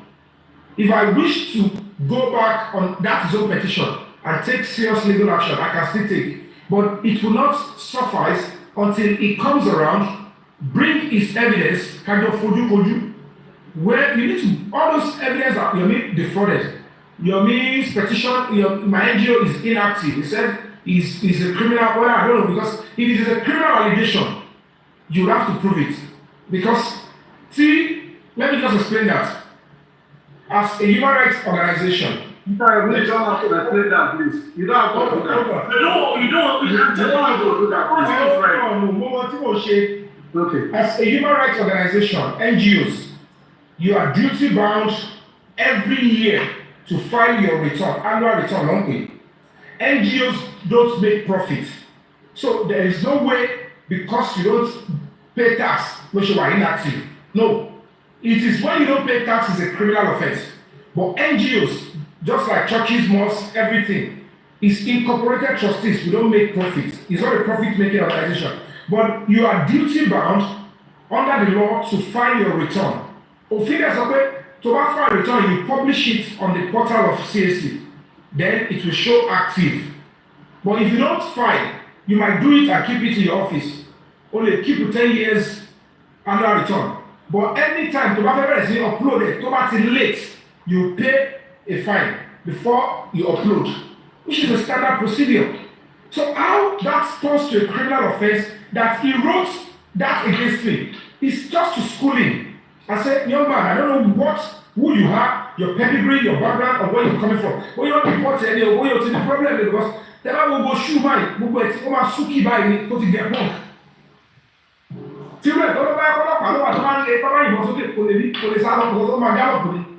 at the end of the day, I need to take him to the cleaners. Young man, don't try that nonsense with me again. You are writing as if we've committed a criminal offense. And the reason why most of this is to upload it. CAC portal, Kokim, co-updates. And as an NGO, for the past 5 years, I didn't do anything. So, me bound anywhere. Nobody donated to my NGO account in the last 5 years, up to 2019. As a matter of fact, we shall already activate account here. So, if there is no activities later, I will just publish it. He saw that somebody, they deceived him to write a criminal allegation because it's an act. They Corporate Affairs Commission, foundation, fake NGO. So I need to take him to the cleaners. He has went to the higher place. No problem. Leave my own. Because I'm not in competition with him. You talk to your and I continue with my journey. I just need to put it in In fact, we see how many things in front of us right now. So it's just like anything because that one is a serious obstruction. Kò jẹ́ kí bàbá mi bá di wrong way. Òun threaten life mi, òun kọ́ sórí kìíní, ẹ máa sọ́ọ́dì physically, ẹ máa irú ìtìkú rẹ̀ sí ẹ̀ṣin ẹ̀. It's a criminal offence. You don't do that. Tọ́ba kí wàá bá dé sílẹ̀ máa gbé wọn ní ìkọ̀kọ̀. Mo fọlọ́ bàbá mi àti ìyẹn wàhálà ẹ̀ bá bẹ̀rẹ̀. Bàbá mi bá ní òòlè dúró, kò ní dúró bẹ́ẹ̀ tí wàhálà bá ti fi bá bẹ̀rẹ̀. Pẹ̀lú yẹn, wọ́n máa tọ̀ yín báwọn gé ìkọ̀kan ni wọ́n jẹ́ kọ́pọ̀. Tọ́ba padà bẹ̀rẹ̀ sí rẹ́jọ́ wọn pé àṣekò sí ìkọ̀kan. Tó bá ṣe tó lójú káwọn ọ̀pá bá yìí jọ́sìn ọ̀bá ni tẹ́lá tí ẹ̀ pè mí lẹ́jọ́ pẹ̀lú àwọn ọ̀pọ̀ òkè ó bú mi mo bú ẹ ẹjọ́ kan ló fẹ́ rán mi lọ ẹ̀wọ̀n kó mo bú ẹ tí bá bú gómìnà kan mo ṣe wà ẹ́ gómìnà lè rán mi lọ ẹ̀wọ̀n wọ́n kọ́ lè bẹ̀rù fún mi pé ẹ̀sà sọ fún yọ̀mí ẹ pé ọ̀pọ̀ kọ́ yẹn ó ti kọjá lẹ́wù yẹn téèyàn kọ́ máa ṣe galigale téèyàn bá ń jà fún ọmọ ẹ tó bá bú ẹ ẹ̀ ń bú mi ó bá mi jà ó dẹ̀ tún ṣì ń jà fún ọmọ mi ó láìkì mi ẹ fílẹ̀ ó sì ń jà fún ọmọ mi ó dẹ̀ bú mi ẹ fílẹ̀ tó bá yá ni kéèyàn tó máa tọ́ lórí yẹn pé lórílẹ̀‐èdè Nàìjíríà tó bá gbérú àwa yẹn ayé wa tẹ̀lé ẹ ìjọ ìjọba wọ̀ pé nkọ́kọ́ rẹ̀ máa jẹ́ ìkẹ́mi mọ̀. You don't do that. Àwọn tó lágbára tó ń ṣe agbára lò bẹ́yẹn kápẹ́ sọ̀rọ̀ sí káwọn kọ́ máa tọ̀ yín ẹ lọ ṣé wò ìjọ ìjọba wọ̀ káwọn tó pìtìpìtì ayé ló lè dìé lọ. Ayé ló ayé ni wọ́n dín ní lọ́wọ́ pé please let's away from their topic, Jerry. What we did. The person that asked the question, I hope I've answered your question. About that big one. So can I talk now? Okay, talk. Yeah, Mr. Yomi, yeah. Check it out, the question mo dá yóò sìn. No, Mr. Easy lókè. Mr. Easy. Ivy, have I answered you? yes. I'm satisfied. Okay, right. Thank you. Thank you for your question. All right. Yeah, Mr. Yomi, yeah, ẹ má bínú. Mi ní much púpọ̀ náà láti sọ. Well, anyway, mo kàn fẹ́ béèrè nǹkan kan ní ọwọ́ yín ni, like ìgbà tí ẹ lọ sí ilé Mohbad yẹn gangan, yàrá ẹ̀ gangan, ṣé o pé gbogbo àwọn CCTV kìíní wáyà ẹ̀wọ̀n ti uproot ẹ̀? Ṣé ẹ rí traces pé bí a CCTV náà wà ní yàrá títí ẹ̀ gangan? Exactly. Yeah, mo nǹkan tẹ́mi fẹ́ The camera screen here. Gbogbo àpá traces pé screen wà installed, and when we got to Panti recently Tashelo, the head ẹ̀tọ́ ìpàdé ọlọ́pàá tó investigate tọ́wọ́n lórí Mohbad yẹn, I asked him categorically, was CCTV installed or never installed? He said it was installed but stopped working at some point. And I asked him, I said, did you even take time to check the last recording? Or you just went away with it that, oh, it stopped working and you believe it? There was no response. Maybe they will still go back to it. But I'm still going to remind them that same Damola will be DVR to allegedly. So I will still ask them to investigate that aspect too. Yeah, nǹkan tẹ́ ìlú ẹ̀ sọ, like èmi ò sí Nàìjíríà, ilé tí mo ń gbé tí mo máa ń dé sí Nàìjíríà, mo rí CCTV níbẹ̀. Bí mo ṣe wà bí, mo ní app tí mo fi ń wò tí gbogbo ẹ̀ ń wá sórí fóònù mi bí. Téèyàn bá wọ bẹ̀, téèyàn bá rìn kọjá wájú géètì níbẹ̀, máa rí bí. You understand me? But nǹkan tẹ́ mi ń try láti prove ni pé ṣe rí 3-second video yẹn, ìṣẹ̀lẹ̀ tó ṣẹlẹ̀ nínú ilé yẹn, orí fóònù Mohbad gangan ní tẹ́ bá wo fídíò yẹn dáadáa, kò ń ṣe fídíò tó rìkọ́dì lórí fóònù, is a CCTV video ni. You mean in 3 seconds? Yes, fúlù ẹ̀ wà. You understand? And you don't get it twisted. That phone Mohbad lórí. Yes, fóònù Mohbad ni. Tẹ́ bá rántí fóònù yẹn lọ sọ pé Wùmí padà lọ jí lọ́rọ̀ gbà lọ́wọ́ ìyá Mohbad.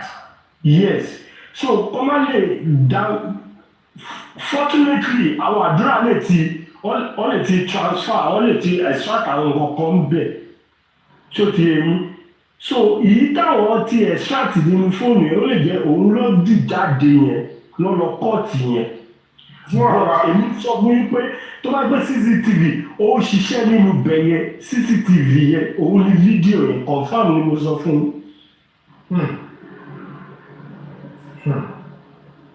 Confam ni.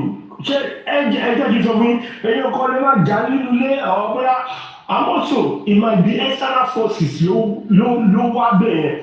Zomo, ó lè jẹ́ Zomo ló wá parí iṣẹ́ or whatsoever. Ṣé ti irú nǹkan bẹ́ẹ̀ kò lè ṣẹlẹ̀ as àwọn aláyé tó máa ń parí iṣẹ́ nínú ilé. Wọ́n máa upload everybody pé if you talk anything, wọ́n á dẹ̀ ṣe iṣẹ́ tó fẹ́ wá ṣe. You understand? But ṣé ẹ wá believe pé ẹnìkan lè máa record in that nínú crisis tó ń ṣẹlẹ̀ nínú ilé yẹn at that time, kò sẹ́ tó lè record, CCTV yẹn lè kọ́ ló lè gbé gbogbo nǹkan tó ṣẹlẹ̀ nínú ilé yẹn, because kò sẹ́ tó máa láyà tó máa sọ pé òun fẹ́ record, kò possible. So fóònù Mohbad yẹn go. One of the reasons why they actually stopped Zone 2 from investigating is because they realized immediately that Zone 2 at this point, wọ́n ṣe mú àdúrà àti Dàmọ́lá yẹn tó ti pè bàbá Mohbad tí ọ̀rọ̀ tí bàbá Mohbad ti sọ pé on the 11th ní Mohbad kú, ìyá dẹ̀ ti gbọ́ gbogbo nǹkan tí ọ̀gá ọlọ́pàá yẹn ó sì pé nǹkan báyìí ló máa ṣe, nǹkan báyìí ló máa lọ ṣe, that she had it and said, now I have seen the real police officers that want to investigate what actually cried Mohbad. Tí n bá parọ́ lóyà yẹn kí á dúpẹ́ mi lọ́rùn. Wọ́n ní ìgbà táwọn nìkan ṣe làwọn ṣe rí ọlọ́pàá fẹ́ wá ikú tó pa Mohbad.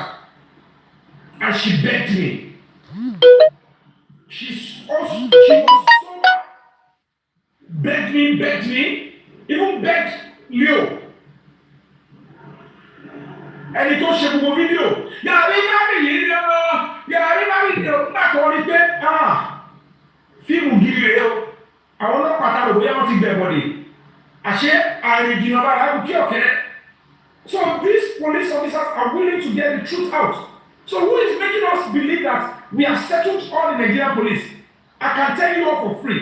Mo fi ọlọ́pàá búra IG the Inspector General of Police kò mọ ọkọ̀ pàkó tó ṣẹlẹ̀. Wọ́n máa ma ṣe débi pé wọn ò ní fẹ́ ká dé lẹ́bù yẹn tó bá dẹ̀ ti push àwa. Ṣèbẹ́sẹ̀ àti rí pé lẹ́gbẹ̀ẹ́ òun ọ̀rẹ́ Ṣèyí Tinubu lẹ́gbẹ̀ẹ́ na my person. Àwọn náà ti wà pẹ̀lú Ṣèyí Tinubu. Bá a ṣe ní níwájú IG ẹ̀dí àti máa wúwọ̀. Bá a ṣe ní níwájú ẹ̀dí máa wúwọ̀. At the end of the day, the truth will be established. And your the intelligent community wọ́n ti jẹ́ àbọ̀. Gbogbo àwọn tó wà involved, àwọn activists tó wà involved, gbogbo ẹ̀ láti mọ̀. They are watching them, they are observing them. Every step they are taking is being observed. The one that wà involved, everybody. So ẹ fọkàn balẹ̀, ẹ fi ọkàn balẹ̀. It is when we see the public come together in unison. Ẹ má jẹ́ kó bá wọn nídọ̀ tí àwọn onípàtà ọ̀pá ẹ̀ ẹ má jẹ́ kọ́ ní bí màdé para wa ni wọ́n. Ẹjọ́ máa ṣe wòlíbọ̀ wọn fún àwọn entertainer àwọn lórí TikTok. Ayé òní wọn dà. Ẹ jẹ́ káwọn máa ṣe normal thing. Táwọn bá ti ṣe normal thing lọ, ẹni pé wọ́n dá wa lóhùn. Especially when things that we are clinging on are coming from a natural source. Kò ṣe báwa la ṣe orchestrated. It came natural. They will look at it. How do we change your family? How do we say no 3 seconds exist again? How many things do they say it doesn't exist? So even when they look at how do we corner this Yomi? How do we corner the public? Because even if you do, honest people like you, we are behind and we are doing it together. And we are only acting on behalf of the public. I am working for the public. So the public should not betray me because I will never betray the public. And the public will still be listened to eventually. Tiro Abashu Awadi, then you put on the day paper. It's part of the paper. On the day paper. O see to my fear, near Didua, o see to my family, don't come and exercise it. They will only try and commit more crime. But when the public stands, the public will win if we are united in one voice. And that is the truth. So thank you so much. Thank you so much. Let's now Seth, Global Boy. Unmute your mic so that we can. We have 20 more minutes before we go. Seth. Or is it Abayomi? Is it Abayomi next? Mr. Abayomi, okay. Go ahead. Yes, Fabayi. Thank you very much, Mr. Yomi, for the. In fact, I am seeing personally another part of you apart from acting, which I really appreciate.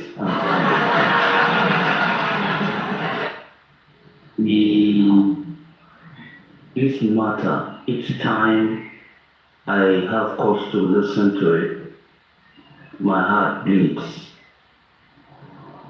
This is a boy that the kind of glory Tolong Fuomoye could feed that family and generations after that. But the life of the boy was wasted. I want to let the house know tonight. Toro Baba says Shishe. Ma Shishe mo, ma Shi, everybody mama yes. Olo pari wani lui. We all love Nigeria country, but unfortunately, some people in power, they are making us to lose interest. At a point, I heard that his wife was invited. She didn't turn up. Turn up about don't invite the few, don't say the right thing. They will do their job. But right now, kò sẹ́ni tọ́lọ́pàá pè tí ò bá yọjú wọn track it. But we didn't hear about that, which shows that some things are happening at a particular realm. Some other people are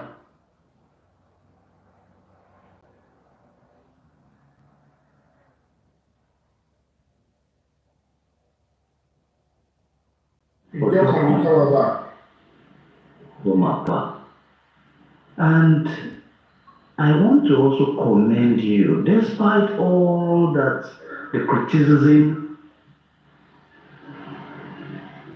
the bullying, let me use that word, that when you started, nobody could believe that you are the one putting the light in the path where others will know that any Iluyakateli to get this justice for this guy. I just want to ask, is Adura and the other guys still in custody? No, they are Because I'm afraid. They are free, okay?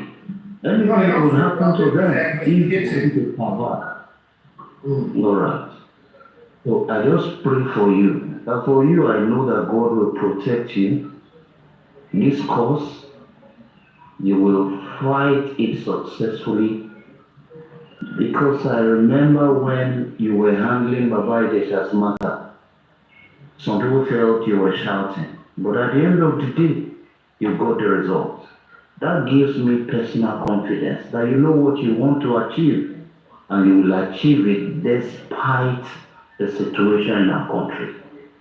Many people in office today believe that they are so powerful, forgetting that power so transcends. And that one day they will also be out of power, somebody else will be there. I pray that the honor you deserve, God will give it to you. Amen. You need to support what every one of us can do to ensure that this comes to a testimony about the day. All of us will do little by little. Thank you very much for the cause that you have chosen. Thank you.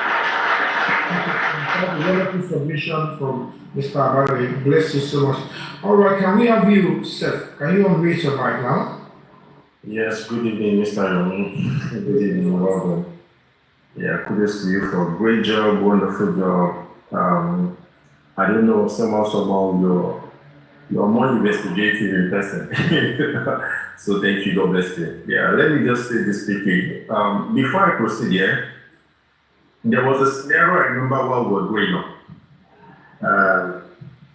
In the streets were mommy already, woman taja, only very big store, woman buy a lot of cash, woman who are really a woman about car, afishisha. Over the area sister, one control below them. Over you winning the woman, okay, about 70,000 in the way. What's in my shit to pay? I don't care about the home cow. And do what I'm not telling Mr. Leko. Mr. Leko, why you pay and see what you call one of your journey? Mr. Leko, no, I love it. Over 11,000 in the way. Luckily, or unlucky for him that night, one shot can pay, not you, what on Cobo, the other one investigate. Man, come on, go bash and talk. You can go back you, little matter of the money for the. Unfortunately, Oruko Mr. Leko no kokoda. Nígbà kan ṣe kí ní ẹ̀ wá ní sọ́bẹ̀ ó ní kó ló ṣe kí ni gbogbo. Mr. Leko ṣàwárí arígbà irọ́ o. Lóòótọ́ òun gbówó bọ̀ tó ń gbọ́ lòun gbówó kan ṣe kí ní ẹ̀ fẹ́ everybody. Wọ́n nígbà kan ti ṣe fóun rẹ̀ ló gbówó kò ní nǹkan ṣe fẹ́ everybody mọ́. Wọ́n wá ṣẹ̀ wá ṣe fún everybody after the long run. Kó tó wá discover pé àǹtí yẹn ló ti ń ju owó yẹn. And that's similar to this case. A lot of things is unfolding. If how I wish like you are in the right position to make decisions, you know where you are going. It's very, very obvious. You know the truth. But at least you just have to let the course of the law take its course. And in this case of Mohbad, I am telling you the gospel truth. Nigerian police are one of the most respected, most hardworking when it comes to investigations. Nigerian police are very, very good. Forget whatever is said. In situations that Nigerian police are not doing their job, they are compromised. They are well respected everywhere in the world. All the countries I've been to, everywhere I've seen things, I've seen people talk about when it comes to investigation. But to address your point, the reason why I am getting these attacks lately, the honest truth, all of you should know, is that they thought that by the time they diverted the case to party, that they will be able to hoodwink and brainwash the police officers in party, and that case will end there because where they wanted it to end is, Mr. Yomi, with your petition with us and the one you wrote to party, is about this 3 seconds video, they want to defraud you, the case is in magistrate court order. Mr. Yomi. Hold on. The reason when they now realize that I was able to convince the police, in spite of the fact that they sponsored lawyers to come, they now saw me as enemy number one. That now that the party police have said at this stage, we will have to investigate the following set of people. And it includes that Zomo.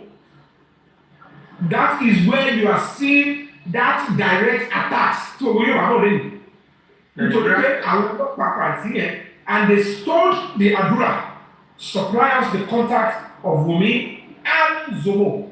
That you guys go now, on Friday, we'll tell you when everybody will have to report here, but we'll have to do our investigation. So now, it is most likely they are doing whatever they are doing. And we'll see Yomi and party police officers, they know they play.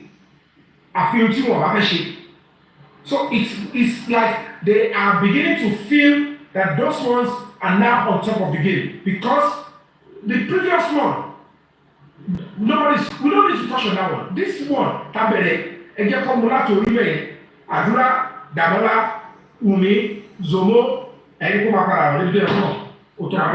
As I'm saying here, let me tell you how Nigerian system works politically.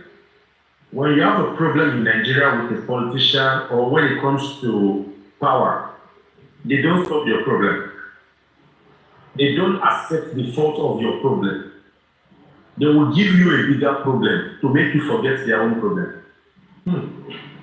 And that is actually the distractions you're getting from some of those side petitions. The reason of those petitions is not actually to crucify you, it's to distract you from focusing on the main cause. I know that's what the rally is doing. They sponsored it, and that is exactly where all of those things is coming from. Now, certainly we all know for sure. Umi should come and work with me. I'm ready to work with Umi, I'm ready to work with this.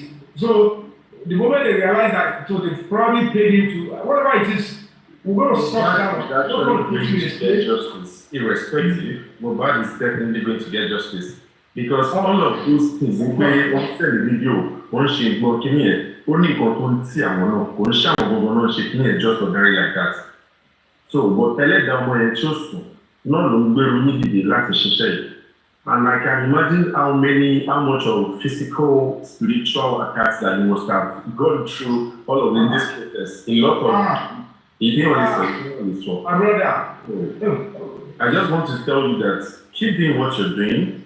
We that were not available to support you physically, whatever we can do financially to support you, we will always do, and we'll keep doing it. Please go, because this, even the party that they will call us on Friday, for them not to, I don't know what they were planning in advance, I must go with team of lawyers, not just one lawyer. Come on, load law. What are you ready? Yeah, I understand. But people must know why they need to, because I'm working for the public and they share the money. And then we end justice for that. Because I want it I want this thing done. The truth come out and we move to the next thing. Wọ́n kàn ná owó mobile àti public land of India public land. Wọ́n fi ń da ọ̀gá land wọ́n tún fi ń da public land. Gbogbo owó tó ń lò owó mobile àti owó public. Wọ́n tún fi ń da àwọn public àti ọba náà land. Wọ́n mobile wọ́n lọ try láti wọ́n náà dìbò náà. Ó kọ̀ lè bá tán ní ṣẹ́kọ̀ọ́ mọ́ máa gbéra. Please, somebody should drop the account down. Ó ti lọ tún wà lókun. Jàgídí.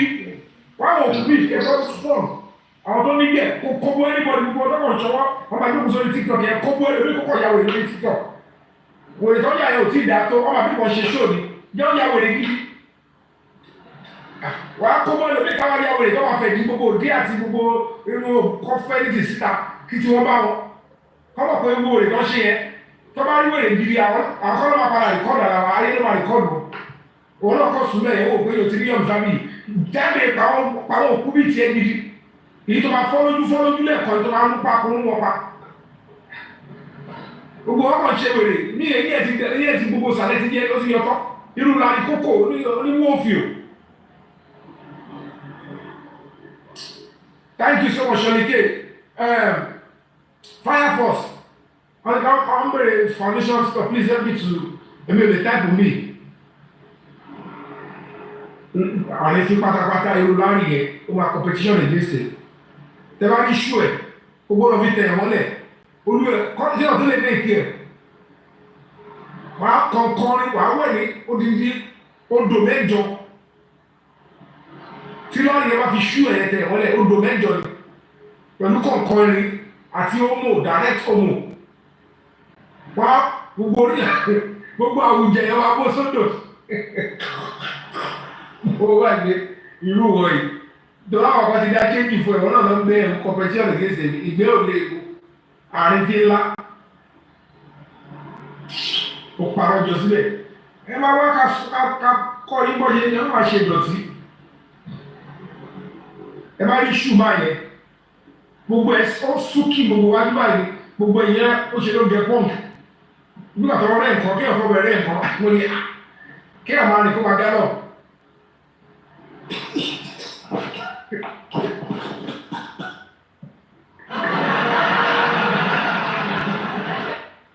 Ẹni tí mo pe tábà àtòfin o pẹ̀lú òbí ló máa jẹ jù wọ́n irú ìyẹ̀bù lọ́wọ́ orí dé ẹ̀rọ wà àbí kó so ẹni kó fún visa ló mọ̀ bí òbí táàfù òbí kí ẹ máa jẹ tábà ó máa fi tábà ó máa jẹ òfin o ó máa jẹ òbí ó máa jẹ olóńgbò ayé asọ́pà kọ̀súlà ni wọ́n ní we announced to give you a visa ìṣògùn máa bọ́ ogun ayé tó yọ sí ọ̀rọ̀ dáadáa. So thank you so much those of you supporting and Sholike, thank you for your ìṣàkóso tí ìrìsà àwọn kan dúpẹ́ in advance ní oníṣẹ́ ṣùgbẹ̀gbẹ̀ àgbákò ṣù ní àgbákò. Sholike is your 100% like you know. O fẹ́ dúpẹ́ lọ́wọ́ in advance ni but why go on nígbà tí yóò fi dúpẹ́ kò ní ká wọ́n send the support. So for whoever is for the young man that mi ò wé ní ẹgbẹ́ kàdé orúkọ wọn ni tó ń donate lẹ́kọ̀ọ́ rẹ̀. No, it's the Duke. It's well known. We know him very well. You know, it's someone you know. It's the Duke. Oh, the Duke. You know him. Yeah. This for you. Thank you so much.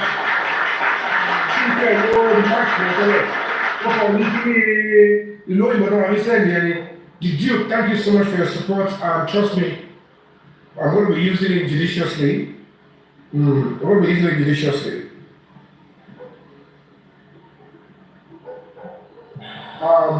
Mr. Andy, 4 more minutes left. 4 more minutes. Let's do it. Mr. Andy was saying something all the time. I think I interrupted him. Mr. Andy, are you there? Andy. Mr. Andy, are you there? Mr. Andy, are you there? Okay, Mr. Andy is not there. I have a last person there, Mr. Olufo Razak.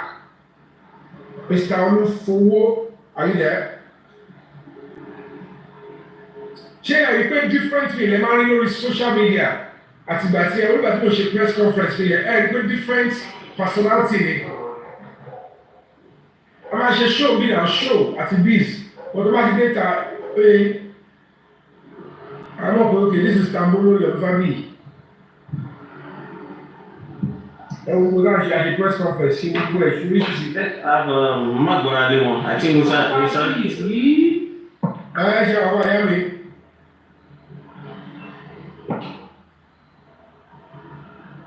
Bàbá mi, ó ń ṣe Kí ló ṣe network yín Magbonale o? ló ń ṣe ra àní o. Kí ló rí? Mo wà lẹ́nu iṣẹ́ ní nẹ́tíwọ̀kì. Oh, okay. Mo wà lẹ́nu iṣẹ́ ní nẹ́tíwọ̀kì underground tí mo wà ẹ̀ ló ń ṣe mọ̀nàmọ́ná. Ọlọ́run àgbàjọ́ sì fún wa torí a máa fi kọ́lọ́run lọ́rùn náà ni. Gbogbo jágbàjàgbà tó ń ṣe ìbílẹ̀ wà súnmọ́ báyìí. Ọlọ́run ṣàánú. Ẹjọ́ ọkọ̀. Mi ò mọ ẹ̀fẹ́ gbàjọ́ sí tó dẹ̀ di tẹ́lẹ̀ ìbú lọ tó di tẹ́lẹ̀ pè lọ. Ọlọ́run aṣọ òwúrọ̀.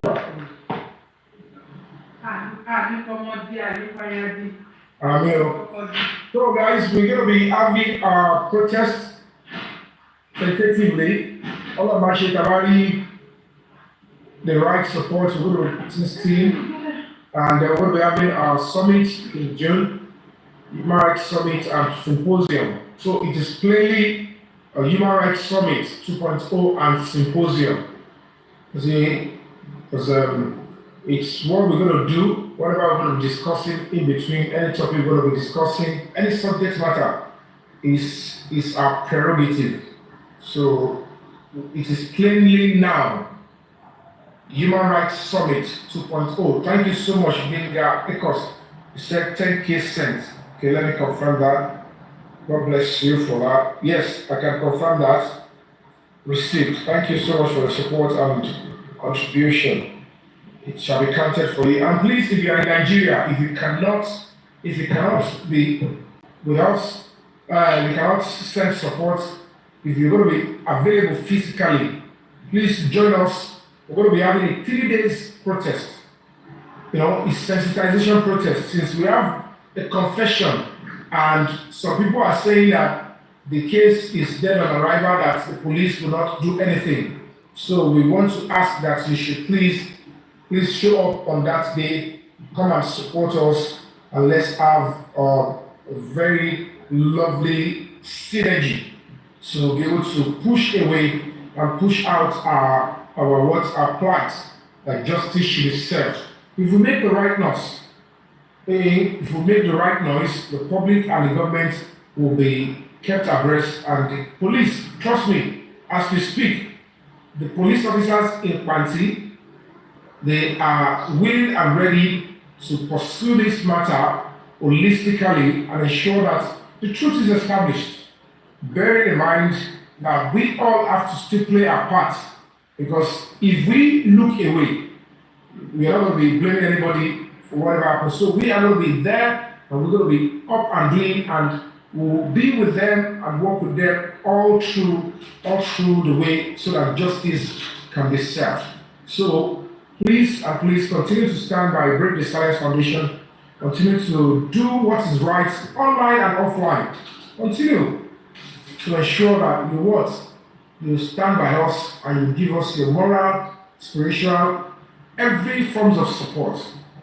Thank you so much for all you do. And as we round up, I'd like to sign out by saying a huge thank you to, of course, let me start with the comment section. Thank you so much.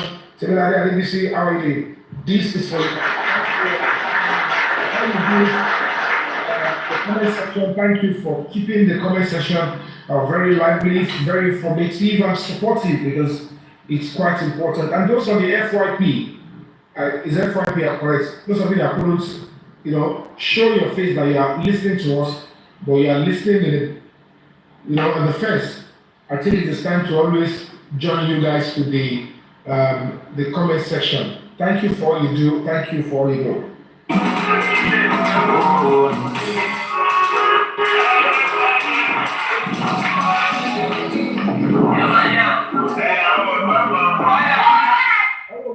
We are focused on getting justice for Mohbad, and of course we have no other thing that we need to do. We are in this, and we are in this for good. We want to say thank you to the panelists, all of you that came to the panel session. This is for you. Thank you for all you do. Waiting be this for like this. Big you back. I mean, what be this one like this? Go for your page. Oh, that's the meaning of FYP. Thank you for that piece of information we learn every day, and thank you for giving me that excerpt. All right. Thank you so much, members of the panelists. Thank you for bringing your insights, your maturity, your loyalty, your unflinching support is quite invaluable. And I hold you guys in high esteem. Of course, I'm saying a huge thank you to my moderators, to my wonderful moderators, the human rights activists fighting and dedicating their time for the cause of humanity and justice. This is for you. Thank you for all you do. I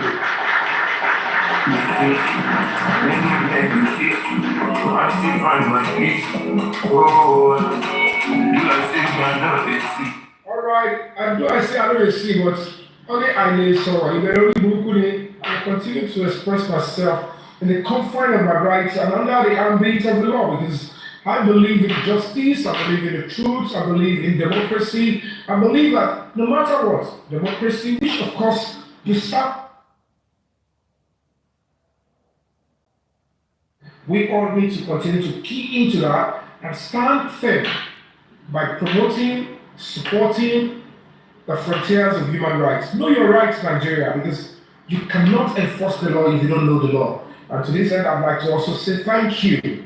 I would have to say a huge thank you to my gifters, to my sponsors and donors, to those that donated to the foundation today. You guys are heroes, and trust me, it shall be counted for you. But to all my gifters, all my silent supporters, this is for you. Thank you.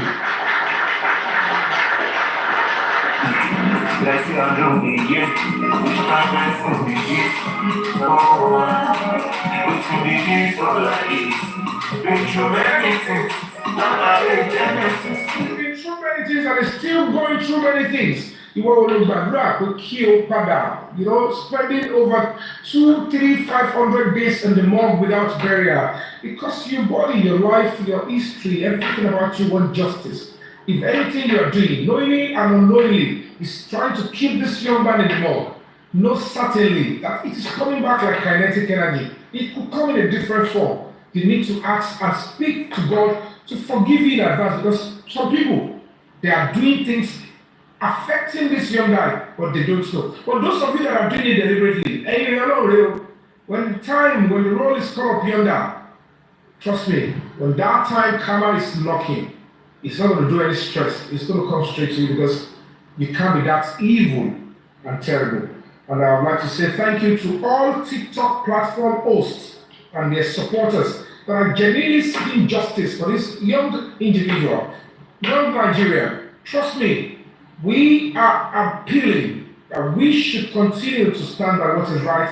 You guys are giving me the job. I am standing firm with the public. I am standing and doing what you asked me to do, even beyond what you asked me to do, and I'm promising you I will never compromise. The truth will be asked very shortly. They know. Well, I'm not way, one way or the other. It's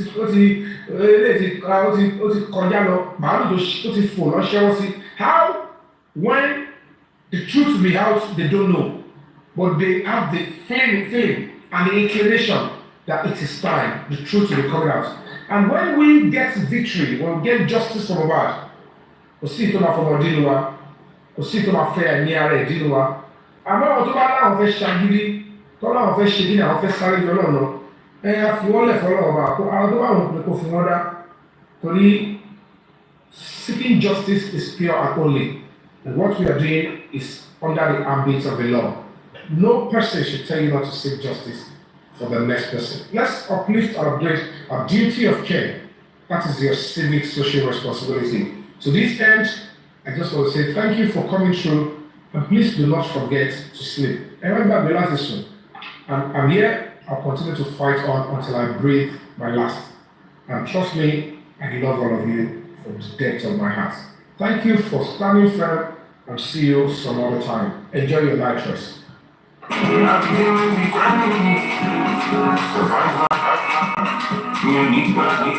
I'm the chaser, faster than the bullet. Flying like the rocket, Batman with the birds. King of South and US, faster than the car. I'm seven the star, faster than the benzo. The blue level, so my birds on the ground. Myself, I'm so bad this time. I need to know how I want it to be. They won't say you're nigga. They want to tell your sister. Before you are my nigga. Oh my nigga. You go here and I look at you. Oh my nigga. Oh my nigga.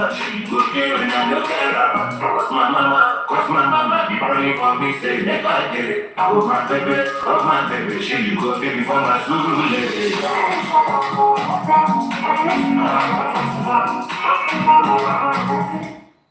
All right, guys. Thank you so much. Thank you for coming through. I love you all. Good night, guys.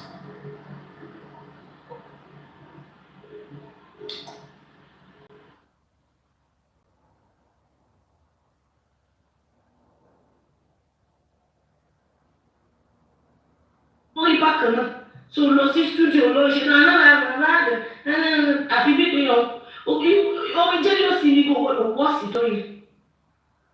Bẹ́ẹ̀ náà ló ṣe wàtàwàtà lọ́jọ́ tó lọ sí tọ́nà lọ ṣe kíní lọ́dọ̀ ọlọ́pàá náà wọ́n ṣe mọ́ra wọn rán níta classless. Àwọn tá a ti wá láti lókà yìí gan àmì ìtẹ̀ ìkíní lẹ́kọ̀ọ́ kan tá a bá wà níta very classless. Èyí tẹ́ wá ka Cambridge tẹ́ wà well to do tẹ́ lọ lóyìnbó lọ́mọ wóyìnbó láti fẹ́ láti fún yín níwèé tẹ́ sì lára àwọn kan máa gba ọmọ ìdúró fi jayé ọ̀nà ìdúró fi ṣayé. Ẹni tí kò lè sá kò sí hiding place kankan fún industry because wọn bá fẹ́ẹ̀mù tó ní ọ̀nà ìdúró náà ni ẹ máa gbọ́n orí àwọn èèyàn máa lọ sókè. Sí kankan tó fi wù mí kò sí kankan bẹ́ẹ̀ tó fi wù mí. Tó bá jókòó báyìí nígbà yẹn ní Instagram tó bá mú ọ̀rọ̀ Tóyìn sẹ́nu báyìí bí kí Tóyìn kọ́kọ́ pé báyìí pọ̀ mọ́ yẹn ti kú ni òun nìyẹn òkè lókè lọ́nà wo Latif àtìyàwó ẹ̀ òkè lókè lójoojúmọ́ ọ̀hún jókòó bí àwọn ṣe ń ṣe títí ẹ̀ lọ́kọ́ ń ṣe títí ẹ̀ ìyá péjú makeup artist gbó a lot of things wọ́n ń gbọ́ wọn ní life wọn creativity ẹ̀ zero script writing ẹ̀ zero acting ẹ̀ zero ìwàsí ẹ̀kan zero èèyàn mélòó ló wò ní industry tó wò pé àwọn ilé ìlú wa kò sí jẹ́ lọ collaborate pẹ̀lú àwọn ìlú kò fẹ́ gàbà kò fẹ́ kó kò fẹ́ débẹ̀ òun dúró nígbà tó bá fẹ́ ṣe election nínú industry tó contribute sí wọ́n ṣe afrimec kò tiẹ̀ sọ pé ìwọ bákọ̀bákọ̀ ti jọ̀gá rẹ̀ gbogbo wọn ọ̀gá ara wọn ni wọ́n nà majority gbogbo wọn lọ ní student lọ́dà bọ́ ọlá pé industry ni gbogbo wọn wà gbogbo wọn lọ́jọ́ afrimec ọmọdún mélòó ni ẹ tó ṣe bùgá wọn ọmọdún mélòó ni ayé your 50s mo bí ayé your early 40s kí ló fi gbẹ́ta gbogbo ọ̀tọ̀ wà láfin mẹ́rin ámìlẹ̀ tàbí gbogbo wọn tó ṣe bẹ́ẹ̀ ní lọ́jọ́ mẹ́ta majority wọn lọ́jọ́ ẹ̀ o lọ́jọ́ ẹ̀ o ṣe anything o post it ìgbọ́n tó máa kó dàbí ju pa ìfẹ́ mi èmi kí n tó jáde wá sọ̀rọ̀ máa kọ́kọ́ lọ ṣe èmi ò ṣe investigation ní ayé máa lọ ṣe primary assignment mi dáadáa everywhere mo ti lọ wò gbogbo social media kò ṣe ní ìdàgbé ti fẹ́ ní wọ́n lọ wọn colleague ẹ̀ àbí kó post movie colleague ẹ̀ kọ̀ọ̀kan irú yẹn lè wá pè léyìn àwọn kẹ́ni má nílò máa ṣe bẹ́ẹ̀ tó o bá dúró ní dúró pé kọ́ feature ẹ ní movie tó o máa ṣe ní àfẹ́mí mímọ́ tó yìí kẹ́ máa sáré ra levels níbi tí kò sí òkọ́lẹ́tà ìkọ́lẹ́ agbóyè tó ń kọ́lé tó ń kó wọnú ẹ̀ṣọ́ tó sọ rẹ̀ dòbí ló bẹ̀rẹ̀ sí ní pé pálí káàkiri gbogbo industry olóò ṣe ohun sílé pẹ̀lú bẹ́ẹ̀dẹ̀ ìwọ Yomi Fabayi sí wọn nǹkan táwọn ọkọ wọn bàbá wa kan ti ṣe kọjá ọṣẹ with no ìṣẹlómi lórúkọ bàbá wọn ní street méjì ní street mẹ́ta kò sáré wọn bẹ̀ kí ni big deal tó bá kọ́kọ́ débì kan lóòótọ́ wàá gbà náà ara lọ́sàn wẹ̀ nígbà kí ni wàhálà wọn ló kọ́kọ́ débẹ̀ wọn ló kọ́kọ́ open inú gbó so what's the big deal adé lọ ra street anybody ẹlòmíì ọ̀fẹ́ pín orúkọ pẹ̀lú anybody junction mo lè lọ ṣe play shooting junction èmi owó mi ni so what's the big deal o lè wà nínú estate kò decide ok o fẹ́ gbogbo nǹkan tó bá jọ mọ́ ibi tí nǹkan mi jẹ́ orúkọ mi ni kò jẹ́ so kí ni big deal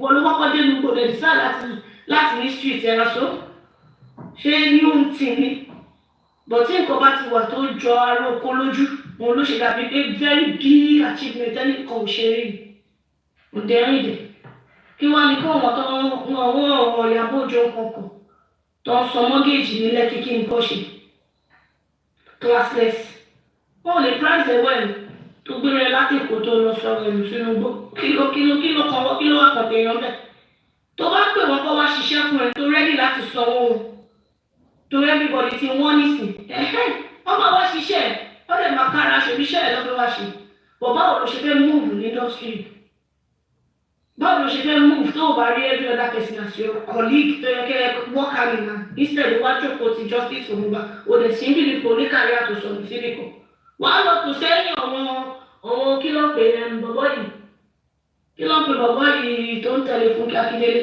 Kamo State ó mọ̀ kó ti rórí wọlé tán gbogbo wọn ló ti wà ní cinema movie gbogbo wọn ló ti wà nínú ọ̀hún ó ti ń fún wọn ní 1 or 2 roles wọ́n á lọ tó sẹ́yìn wọn ojú kò sí ìgbà wọn gbọ́ àtàmọ́ parọ́ lọ ogún àrékèrè kọ́ṣà máa dáwó súnà èmi ò ní pọ́nlẹ̀ pẹ̀lú dáwó bọ̀ má torí pé o fẹ́ lékòwó àbúfẹ́ lékòwó àbúfẹ́ sí èrè kó wá máa bá tẹ̀lé ní ìjẹ̀kú máa parọ́ oríṣiríṣi how long lẹ́fẹ̀ẹ́ fi jẹ́ gbogbo nọ́sẹ̀sì wọn àwọn bàbá àgbàlagbà tó yẹ kó tún jókòó kọ́ máa reason well kọ́ ní sense wọ́n kí ẹ lẹ́yìn olóbìṣì wọn lọ́jọ́ ìlà gbogbo wọn àtọwọ́ ìyá yẹn tó fàgbára tó wá sílùú ìbò wákàwé tí wọ́n lọ ta mọ́ ìbò olójú bí ojú ẹ̀wà tó ti bàjẹ́ olójú kòmbù wọ ṣojú àpà ó lọ fún olójú kòmbù tó wá dàbí ọkùnrin méjì tó meet rubbish ṣèbí wọ́n lọ ta mọ́ ìbò ni kó má bàa lè go through gbogbo stress lóyìnbó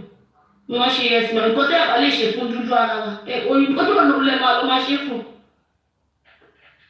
mi ìfẹ́ ṣe èké ìlú fún ẹ̀ ó dọjọ́ ní ọjọ́ rẹ̀ mo wá ṣí àwọn èèyàn létí lẹ́nu mo wá dúró àwọn èèyàn létí gbogbo rubbish tó ti ṣe mo wá ṣe níwọ̀nba tí ìrùn tó náà fún mi láyè bí mo dẹ̀ ṣe máa ṣe nìyí títí a máa jẹ́ àwọn èèyàn púpọ̀ lẹ́yìn bọ́ àjẹ́ àwọn tó ń dáwọ́ sí ìtumọ̀ lè fún fámìlì wọn nílé lówó wọn ò mọ̀ pé yẹ káwọn náà máa save fún vacation ọ̀rọ̀ lọ́rọ̀ ló jẹ wọ́n lógún ìmí ibi kó jí làwọn làkọ́sọ pé wọ́n ti bá gbé wùn mí lọ sẹ́wọ̀n ní kó wá máa jó ìmí bitterness life títí ẹ̀ tó go through as a widow ó expect gbogbo widow ayé yìí ni kó go through pain kó tó lè rọ̀mọ̀tọ́ àbí kó tó lè ṣì dàgbà láyé so bẹ́ẹ̀ ló wọ́n wà lẹ́yìn wọn míì tí kò róbìnrin manage torí obìnrin as nǹkan tó obìnrin tó bá tẹ̀sí pé obìnrin ìbànújẹ́ máa bá ní gbogbo wọn ló wà lẹ́yìn ẹ̀ kọ́ máa parọ́ kọ́ wọn ṣe fún àwọn ọmọ wọn ni àwọn ọmọ yín gbé Nàìjíríà àbí òun gbàdúrà bad kìíní fún àwọn ọmọ ẹ̀ o tọmọ ẹ dáadáa o gbàdúrà dáadáa fún ọmọ ẹ ìwọ náà sì fọmọ ẹ àbọ̀mọ títí náà ti wọ street láti fọ.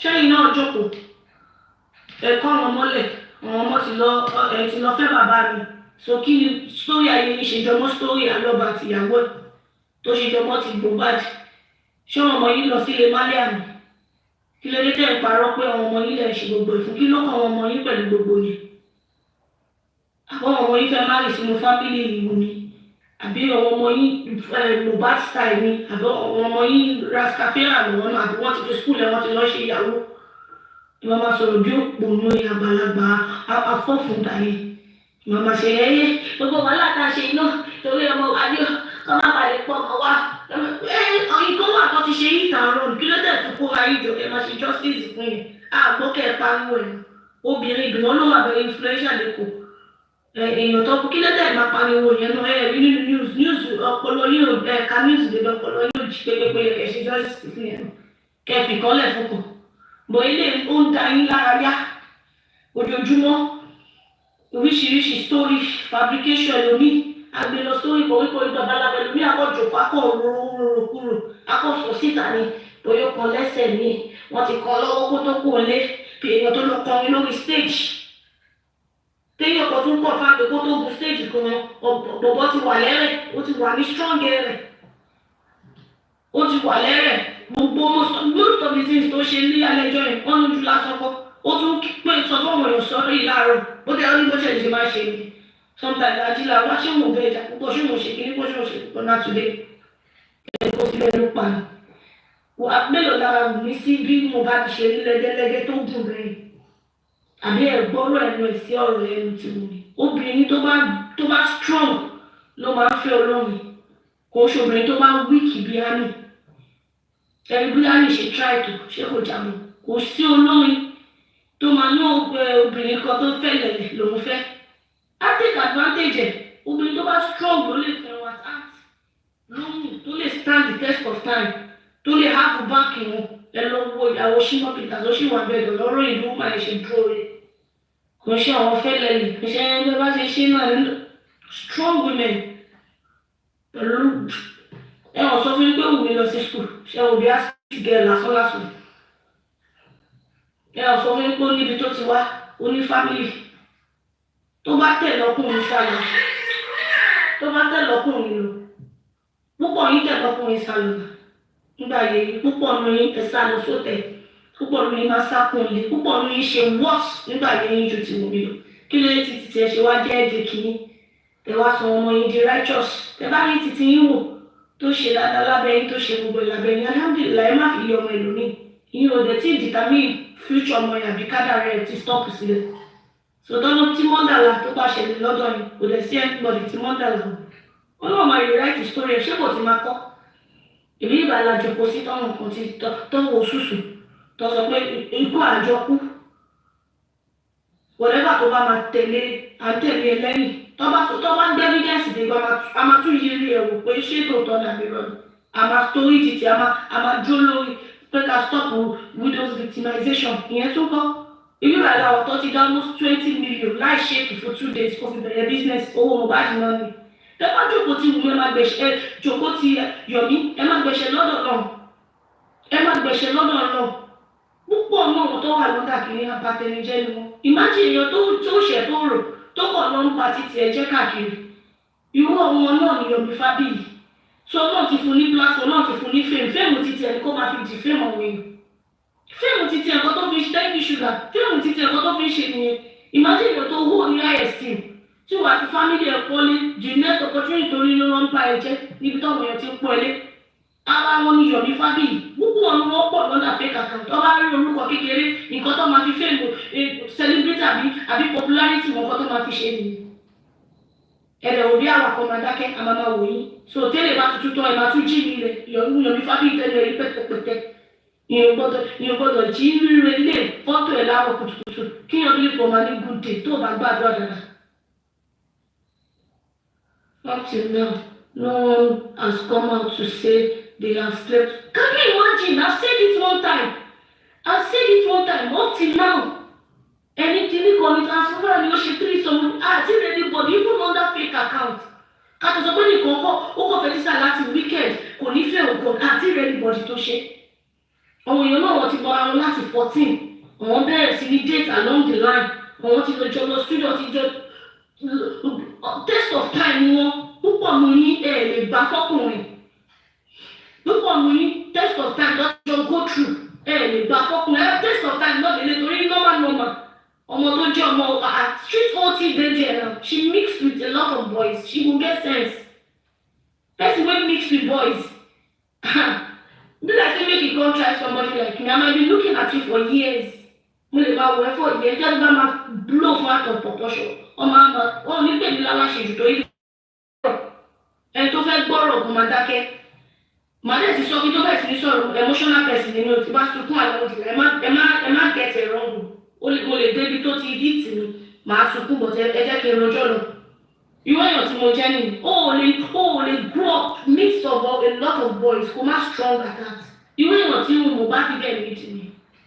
ẹ gbọ́ pé bàbá ẹ lóun lọ gba búlẹ̀tì torí ẹ̀rì ó ní ọkọ̀ lọ́gbọ̀n ni ó ní ọkọ̀ lọ́gbọ̀n ọbẹ̀ ẹ̀kọ́ ọmọ ẹ lọ́gbọ̀n in a very hard way wọ́n drain me emotionally ó lọ́ ń kọ́ lọ́gbọ̀n ni wọ́n build ìbẹ̀rù sọ́kàn ọmọ títí tí ó fi di oní hypertension sẹ́ǹtì tó ṣe fàdúrànsì tó ń náà tún ní bp ó lọ́ ń bẹ̀ ẹ̀kọ́ wọn lọ́gbọ̀n náà ni ìwọ́dẹ̀ ń jayé òun gbádùn òun enjoy fame oníta lọmọ ikú rí tó gbé mọ́tò fún so irú àwọn spìṣì bẹ́yẹn tó dàbí ti Yomi Fabayi yẹn ó lẹ́ take serious níjọ́ tí Yomi Fabayi bá máa dé tó bá máa ṣe fídíò nínú mọ́tò ẹ̀ tuntun ara gbogbo onídẹ̀ ń dáwó tó yẹ kẹ́ fi ṣe rere láyé tó yẹ kẹ́ fi gbádùn kẹ́ fi gbọ́ ọmọ yín jáde kẹ́ fi raṣọ gidi kẹ́ fi take care family back home tẹ ló ń dá nítorí ọ̀rọ̀ lọ́rọ̀jọ́ ìlà balẹ̀ owó mọ́tò ẹ̀ ti fẹ́ pé torí lánàá sí ni mo mọ̀ pé another million ló máa tuntun rí.